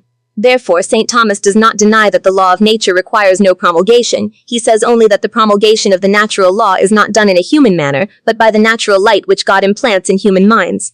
Hence the most learned cardinal says, for the law to bind in the second act, it is indeed necessary that promulgation be proposed to the subordinates, but it cannot be applied except through knowledge thereof, for he who is guided by the rule must necessarily acquaint himself with it. Note, to acquaint oneself means to look at. Therefore, it follows consequentially that before its promulgation, whereby the subjects become aware of it, it does not bind them by constraining them, but only then is it perceived when it is promulgated. Wherefore John Gerson says, even God cannot oblige a creature to observe a law, unless first he manifests his precept and his will to the creature. It is necessary that there be a manifestation of the ordination and will of God, for by mere ordination or by mere will, God cannot absolutely impose an obligation on a creature, but for this purpose it is needed that he communicate to it knowledge both of one and the other. From this, Father Gonet deduces that it is possible to have invincible ignorance even regarding natural precepts that are very remote from the first principles. Thus, he argues, the law has no power to obligate unless it is applied to men through promulgation. But natural law is not promulgated to all men, therefore it does not oblige all regarding those precepts. Again, it is possible to have invincible ignorance concerning those matters, and this excuses from sin. Discussion Article Note. But now let us approach the objections of P. Patutius to be discussed by means of which the certainty of our principle will become clearer. The reader objects to this principle, namely that a sufficient knowledge of the enacted law is enough, which knowledge being based on a probable opinion and standing as such for the law already suffices. To this objection I say first that the word notitia, according to all dictionaries, is the same as knowledge, yet when from another part there happens to be a probable opinion equally balanced for liberty, then no probability or apt probable ratio leading to the assent of a prudent man can remain on either side, for from these equal probabilities nothing results other than mere doubt whether the law exists or not. This clearly teaches St. Thomas, the intellect of ours stands diversely with respect to the parts of contradiction, for sometimes it is not inclined more to one than to the other, either on account of the defect of movers, as in those problems about which reasons are not known, or on account of the apparent equality of things that move toward both sides, and thus is the disposition of a doubter who fluctuates between the two parts of contradiction. From Article 1. The same thing he briefly teaches elsewhere, even between equality and reason, and the place of arguments alone is doubtful. S. Prox, etc., p1, c3, peg 48. They likewise say so P. Gonet, Vasquez, Lacroix, and commonly all probabilists and probabiliorists, and finally P. Patutius himself confesses this with these words. The balance remains immovable in which equal weight is placed on both prongs, neither part is bent towards one side nor towards the other. And the same is confirmed in where he says, since it is evident that two contradictory opinions equally probable cannot fail to generate doubt, therefore, in respect to our controversy, in which there is a discussion concerning two opinions equally probable, it cannot be said that sufficient knowledge of what is probable is enough to make the law promulgated, for in such a case no knowledge is deemed sufficient for the promulgation of the law, but only for its promulgation with doubt or mere hesitation, as to whether there is a law or not. Since when two opinions of equal weight concur, it happens as we have said that neither has any weight. He objects further and says that there is one kind of promulgation of the law, namely its publication or private knowledge, which subjects receive concerning it, for although the law has already been promulgated, it possesses binding force against the subjects without this knowledge being accepted by them. But the subjects understand that all laws, whether human or divine, have already been sufficiently promulgated. And first, speaking of human laws, he says that it suffices for these to obligate when they have been promulgated to the community. We concede that, for human law to have the power of obligating, it is sufficient that it be promulgated to the community, and no notice to any individual subject is required, but it must be noted that this applies only to the material object of the law, whether a precept or an ordinance has been issued by the law, yet not as regards the obligation of conscience in observing the law. I explain, if some law has been promulgated such that a contract void for lack of certain formalities is declared to have been entered into without them, then the subject is held bound by that law even though he may not know it, when from knowledge of it he learns that the contract prescribed by the law must be regarded as null and void, or as requiring some penalty to be paid for in the external forum. Since the law has already been promulgated, all are presumed to know it. As regards conscience, however, one who does not observe a law they do not know about is minimally at fault if this ignorance results from their negligence. Thus is understood the text deduced by P. Patutio from S. Thomas, where before the law is promulgated to certain persons they are bound by moral law system, to be observed insofar as it has come into their knowledge through others or can come into their knowledge by promulgation having been made. That which can be understood as devenire potest is intended insofar as the knowledge of the law could have been attained by the subordinates and did not come about through their negligence, for otherwise, if their ignorance were innocent due to lack of observance of the law, they would minimally sin. Cajetanus rightly explains the reported text, Tem S. Thomas Dysons eos tantum reos offensae legis esse, qui eam nesciunt, vel quia noluerunt, vel quia negligenter runt facere quod in ace erat ad sciendum. Otherwise those who are absent are not bound by a law that has been promulgated and they do not know it. Wherefore, they cannot be accused either before God or before men on account of ignorance. The same is written by P. Peter Collade in the book and by P. Francis in book Pauldam, chapter 17, note 3 and following. They also add that elsewhere P. Suarez states in volume Pauld Macranus or Disputation 40 section 5 note 4.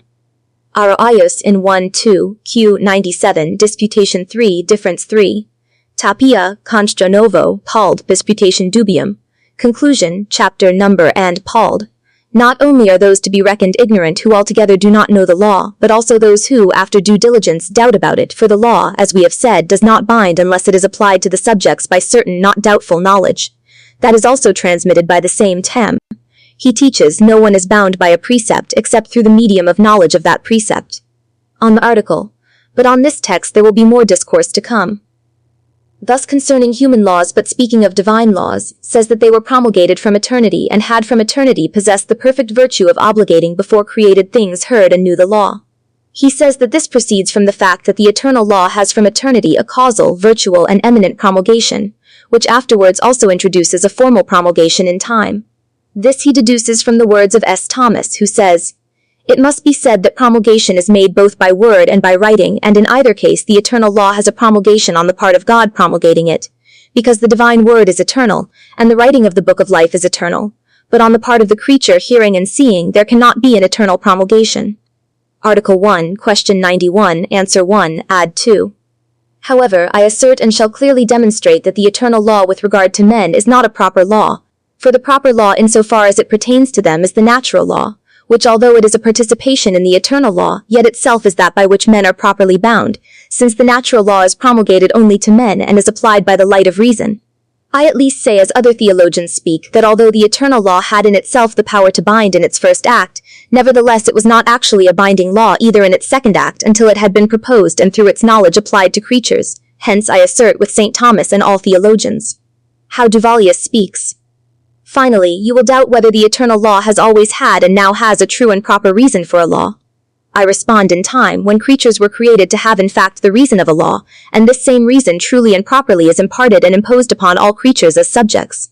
Yet if it be considered from eternity, it must be said that it is not truly and properly a law, but only something which has the nature of a law. Then he assigns the reason for this. For it pertains to the true reason of the law that it be imposed and promulgated upon the subjects, but no one were subjects from eternity. Since the essence of the law is a certain practical rule, this rule could not be given to the Word and the Holy Spirit, since they themselves are the very rule and rectitude. In I2, S. Tom de Pagina 293. Peter of Lorca writes similarly. If, however, the eternal law regards creatures, it regards them remotely, insofar as they are moved and governed by God, not, however, because authority has been granted in the creature, or because it is proposed to them as a rule by which they may be able to measure and arrange their to there. The eternal law is not a principle, and a rule of acting to anyone who may be subject to the law, nor is it to him the proximate rule of his actions, but it is the rule of acting to God himself, and the rule of divine actions, which governs the world, si qui ergo esset lex, esset Deo. And speaking of those words, pantem, he says, that expression in the eternal word was made necessary by the nature of things in God and not related to any creatures, which is required by the promulgation of the law, for the promulgation of the law is always referred to subjects. Louis Montesino writes the same. This kind of law was eternally promulgated by God himself from eternity. God is the law for himself and is the rule for himself, and thus we understand God to promulgate the law for himself. From Question 4, Note 83, page 404. Ludovicus Loricchio likewise writes concerning the eternal law. This law God orders all things to himself, and it has been promulgated by him from eternity, but it is promulgated among men when it becomes known to them. The treasure is hidden. Theological verb. In what manner, however, can these doctrines be reconciled with what asserts, namely, that the eternal law had from eternity possessed the virtue of being perfectly binding before creatures had heard the law and come to know it? The aforementioned doctrines are consonant with what St. Thomas himself teaches in another place, saying that the eternal law is not a proximate rule of human will, but rather the reason of God, and these are his words. But the rule of human will is twofold. One is proximate and homogeneous, the very human reason. The other, however, is the first rule, the eternal law, which is, as it were, the reason of God. Nor does this contradict the words of the aforementioned saintly doctor previously cited. The eternal law has promulgation from the part of God promulgating it, for there the saint doctor himself has already stated. But from the part of the creature hearing and seeing there cannot be eternal promulgation. Now I inquire, what promulgation binds men? Promulgation from the part of God, or promulgation from the part of creature?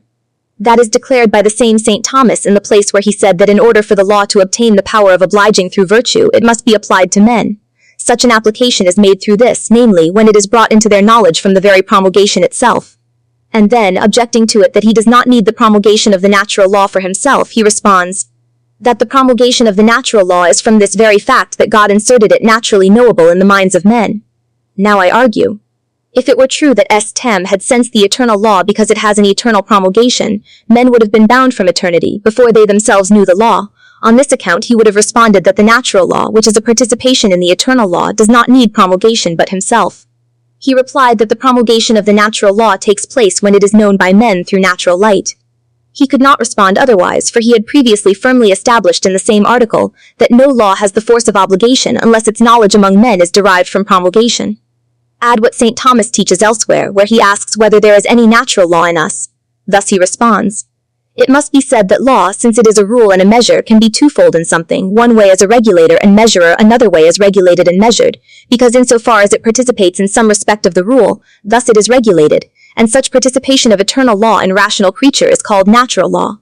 Therefore the Holy Doctor distinguishes here between the eternal law and the natural law, and teaches that the eternal law regards God as the ruler, whereas the natural law regards man as ruled, and since the natural law is a participation in the eternal law, Hence, insofar as it participates something of the rule through the natural law, thus it rules. Therefore, the eternal law binds men insofar as it itself participates in the rule through the natural law, and becomes known to them by its promulgation. This is the same as asking how it is published. I say it to be known among creatures as subjects through other laws, when those laws are participations of that higher law. In 1-2 de Articulo 3, Partis 296, Franciscus de Aravio wrote the same. When the eternal law does not obligate rational creatures except through natural or positive divine or human law for its promulgation, it is also sufficiently promulgated. In Question General Discussion section page. Therefore, the law which binds man is only natural law because it alone can be a rule and measure for man by which he may be regulated and measured. Furthermore, although we admit that eternal law is properly its own law with regard to men as well as force in the first act by which it binds them, what follows from this? Indeed, eternal law does not bind in the second act until it is promulgated to creatures and applied through its knower. Cardinal Gotti wisely teaches this. It follows that the eternal law would not bind anyone in actuality from eternity, not on account of a lack of power, but on account of the terminus. Thus was the eternal law conceived in the mind of God from eternity, although it is not to be promulgated, nor fulfilled, nor binding in actuality from eternity. Nevertheless, it was the eternal law, because its reason suffices for having the power to bind, even though it does not yet bind, since it has not been applied and promulgated. The word should be noted that it does not yet bind because it has not yet been applied and promulgated. Honoratus Tornelli wrote the same. Because nevertheless the law, prior to the existence of created things, was not truly obliging, since there was nothing extrinsic that could be obligated thereby, it is evident that at that time the reason for the completeness of the law could only competently apply to it when creatures came into existence, in which the law had been promulgated or at least began to be moved by its impression. Chap 2, Q3. The same thing said P. Petrus Colate. Because nevertheless the eternal law, truly and strictly binding, was not then, as is openly clear, able to have a full reason for its command, until creatures had come forth to whom it had been made known and promulgated. The same thing said P. Cuniliati. Those who violate the law are not those to whom the law has not yet been imposed. Treatise 1, On Morality, Chapter 2. P. Petutius insists that if the eternal law was a true law before people knew it, before the law itself became apparent, then they were obligated, I respond, and distinguish. Different is the property of the law promulgated, different is the property of the law not promulgated. The property of the promulgated law is to oblige perfectly actually and in the secondary act. The property of an unenacted law is to obligate imperfectly merely in the first act, for a law which has not been enacted possesses intrinsically the power to oblige, but only in the future, at the time when it has been communicated and applied through knowledge, until however it has not been applied, it does not oblige, nor does it have the actual power to oblige. That the law teaches the angelic doctor may obtain the power to oblige, it is necessary that it be applied to men who are to regulate themselves according to it. Article 2, Question 90, Number 1.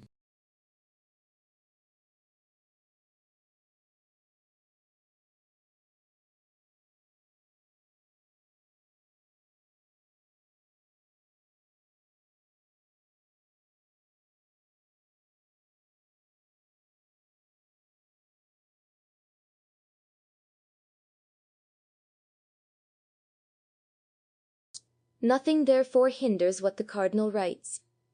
Gotti says, the law, even though it has not yet been promulgated to man, has the force of obligation, for St. Thomas speaks of the actual force of obligating in both the first and second act, whereas Gotti speaks only of the force of obligating in the first act. This signifies that the law obligates in the first act, namely that it is suited to be actually obligatory when promulgated, but not before its promulgation, just as fire has the power to burn in itself, but does not actually burn until something combustible is applied. How then does the same Cardinal instruct us? Gotti speaking of eternal law, ita ab aeterno fuit lex in mente, Dei concepta quamvis pro aeterno, non promulganda, nec implenda nec in actu, secundo obligans, et hoc modo cum ab aeterno non fuerit creatura quam obligaret, et qui applicaretur ab aeterno, actu non obligavit fuit tamen ab aeterno, lex quia ad rationem legis sufficitut vim habeat obligandi quamvis, non dum ligat quia non dum applicata et promulgata quia. It cannot be said that the eternal law from eternity did not oblige through a lack of terminus, namely because the creature was not present from eternity. For the eternal law did not obligate the creature from eternity to do so, not only because it itself did not exist from eternity, but also because the law could not actually obligate the creature in actuality secondarily, until after it had been applied and promulgated. He had already said elsewhere, the Cardinal, The Goths hold that in order for the law to obligate in actuality secondarily, quia 1, Dubium 3, paragraph 3, n. 31. For this reason he subsequently wrote, as mentioned above, that the eternal law was an eternal law from eternity, although it does not yet bind because it has not yet been applied and promulgated. He likewise wrote, as we have seen in Tournay, that in speaking of the eternal law it was manifest that the reason could. Sylvius also wrote, the eternal law is actually promulgated to each person when he receives from God what is required for cognition, namely what, according to right reason, ought to be embraced and what ought to be avoided. In he raised objection 3. Father Petutius says, the natural law is promulgated in habit when God creates the soul and infuses it into the body, because then he impresses the light of reason upon it. From which Petutius infers that man is bound by the law from the very moment of his conception for God, when he impresses the light of reason in the soul, at that same time promulgates the law therein. And he cites for himself the text of St. Thomas. The promulgation of the law of nature is from this very thing, namely that God naturally inserted it into human minds to be known. Response. It is necessary to observe what the sacred doctor writes in that article of his body there. He teaches that the law is imposed as a rule and measure, whence he says that for the law to have the power to obligate virtue, it must be applied to men who should regulate themselves according to it. Such application is made by this means, namely that it is brought into their knowledge through the very promulgation. Therefore, according to St. Thomas, the law then binds men when it is applied to them through their knowledge or cognition. When therefore he says that the promulgation of the law is insofar as God has naturally inserted it in knowable form, this without doubt, lest we think that the saintly doctor contradicts himself in the same article, must be understood to mean that the law is then truly promulgated and obtains the virtue of obligating when it is actually applied and known. Therefore the same Angelicus said elsewhere, but on the part of the creature whether hearing or seeing, there cannot be eternal promulgation. Therefore then the law is promulgated when the creature hears the law through the voice of the church, or when it perceives the law through the light of reason. Hence Article 2 states, the law of nature is nothing other than the by which we discern what is good and what is evil. This light, whereby we discern good and evil, and by which natural law consists, says St. Anthony, is not the first to be shown to man what goods and evils are, prior to man having the use of reason. Note diligently, according to B. Thomas, says that this light of the nature does not show man what are goods and how to attain to the use of reason. Therefore the natural law is not promulgated to man, unless he himself arrives at the use of reason. Whereby it follows that properly and strictly speaking in the infusion of the soul light is not inserted, but by which light law will be known to man when he shall have arrived at the use of reason, whether potency, capacity, or ability to know the law is inserted before the use of reason in time. And then when man comes to know the law, it is perfectly and truly promulgated to him, binding him. Thus St. Thomas teaches that until the law is brought into man's knowledge through promulgation, the law has the power to oblige but not to be obtained. Is added what writes, that the law cannot be applied except through its knowledge, for he who uses the rule must needs look to it. And what Joe said, Gerson in notable words, this law is some revelation, and properly speaking a declaration made to rational creatures, by which they come to know what God will judge concerning certain matters to which he wishes to oblige or not oblige the creature itself, so that it may be rendered worthy for eternal life. Hence, appending to such a definition of divine law, he adds, it is necessary that there be a manifestation of ordination and will, for God cannot absolutely impose an obligation upon creation merely through his own ordination, or merely through his own will, but for this purpose it is necessary that he communicate knowledge of both one and the other. Hence it is evident and immediate conclusion that a rational creature cannot be unworthy of divine affection, nor properly subject to sin, except when knowing, willing, and free it places an action prohibited to itself or omits a commanded thing. Nor is it hindered by what St. Thomas says in Mayana, namely that the natural law is inherent in man even from his childhood, for the holy doctor himself says there that the law is properly an act, not a habit. The reason is because the law consists in an act, by which the law through a rational precept prescribes what should be done and what should be avoided. Thus appropriately writes Sylvius, the natural law is the act of reason, namely the actual judgment and practical dictate of reason. Because every law has itself as a mode of enunciation and exposition is some sort of act. And art 2 prob 2:8, non est vis obligationis simpliciter ex cognitino quatenus, est talis aut talis sed ex dictamen rationis praescribentis ea, quae secundum se bona sunt et agenda aut prohibentis ea, quae secundum se sunt mala et fugienda. This is explained more extensively by Card Gatti diciens. Ex his patet nos moral systema, speaking of natural law as in the second act, where it is proclaimed, which consists the essence of the law held by way of proclamation.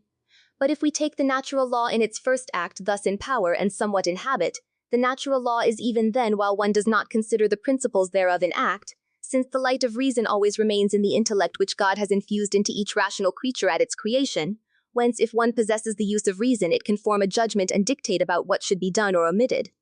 Therefore Gotti distinguishes the law of nature in its first act and in its second act, and he says that the natural law considered in its first act and in habit consists in that habitual light of reason which is given to us with our nature by this light. Then practical judgment is formed when man attains to the use of reason. But considered the law natural in the second act essentially consists in the actual promulgation of the law, which is made to man by that practical judgment. Now I inquire where properly is found the essence of the law. Perhaps in the disposition of the law inserted when the soul is created, or rather in that actual declaration of the law. And indeed the natural law is properly said to be a perfect and obliging law, only that light inserted in creation or the actual denunciation or intimation of the law. Gotti says it and Sylvius also says it, as we have seen above, and all say this. S. Thomas, Gerson, Soto, Gonet, and others, as we shall see below, that it is not in the habitus but in the actual denunciation of the law itself that its essence consists. It is clear that we are speaking of natural law, as it is denounced in act, in which consists the essence of the law which is had through the manner of denunciation, and from the denunciation is formed in man the dictate of reason, binding him to the law.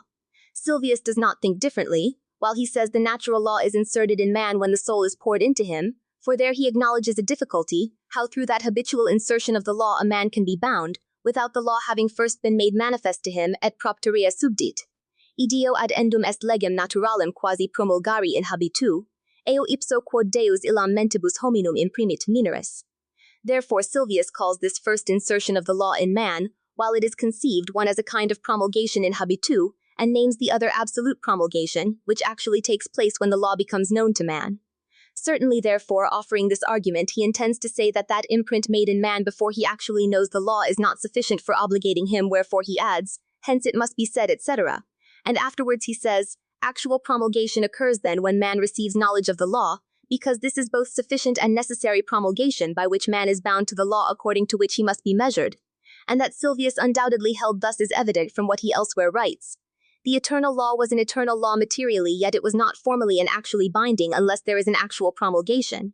Therefore Sylvius says that the eternal law is not formally and actually binding unless there is an actual promulgation, which then occurs when man discerns what he should do and what he should avoid according to what Sylvius himself had previously expressed. An actual law is promulgated to each person at the time when he receives from God the cognition indicating what is to be embraced according to right reason, and what is to be avoided. Therefore the natural law is not promulgated to man, nor does it bind him unless man attains the use of reason, by which the law becomes known to him and is promulgated. Thus, the natural law is promulgated in everyone when first he comes to the use of reason, and although this law is promulgated only from then on as regards the most common principles of natural jurisprudence, yet afterwards it is gradually promulgated by reflection as regards other matters. Of question 4, number 85. You ask when the law of nature begins to oblige each one. Rest to begin with, it is promulgated when it is announced. However, it will be sufficiently promulgated once each person reaches the age of discretion. Peter de Lorca writes the same. Just as promulgation is intrinsic and essential to human laws, so too are rational judgment and intrinsic knowledge to the law of nature. Disputation 6. On note, the intrinsic judgment and knowledge is to the law, therefore without judgment and knowledge of the law does not bind. Those who violate the law are not those to whom the law did not become known. The actual promulgation of the natural law occurs when someone receives from God the cognition commanding what according to natural reason should be either avoided or embraced. Promulgatio legis naturae fit per dictamen rationis intimantis homini ea quae lege naturae praescripta, aut prohibita sunt in and article nusotawa. Section no e gawi, note, benviris. Section no emigit solius. The same is written by the learned P. Master. This law of nature is made known to men inwardly, and begins to obligate from that time when they receive the use of reason, and through such a law made known to them they begin to learn what is good and what is evil, for the use of reason is as it were the very notification and manifestation of the natural law. And this is what Paul intends in Romans Mayanadib by those words, for I lived without the law once, but when the commandment came, sin revived. Whereupon Jerome thus he explains it, when the commandment has come, that is to say, the time of the appetitive seeking good and avoiding evil, then sin begins to revive and man becomes liable to sin. Master Thomas of Aquinas to the place 2n34, objecteth 1. The question arises whether such a law exists or not, but this cannot be the case, since all laws, both divine and human, which we are bound to observe, must certainly and sufficiently be promulgated. Therefore, the doubt remains not concerning the existence of the law, but concerning particular cases, whether they are embraced under the universal law or not. Hence, if we wish to use the principle that a doubtful law cannot obligate, we cannot say that a doubtful law is not a law, but only this must be said, since there is a probable opinion on both sides regarding whether the law extends to those cases or not, namely that the law certainly does not extend. If this is said, it returns difficulties to the principle, for since there is doubt whether such an action is licit as comprehended in the law or not comprehended, it cannot be established with certainty what that principle is.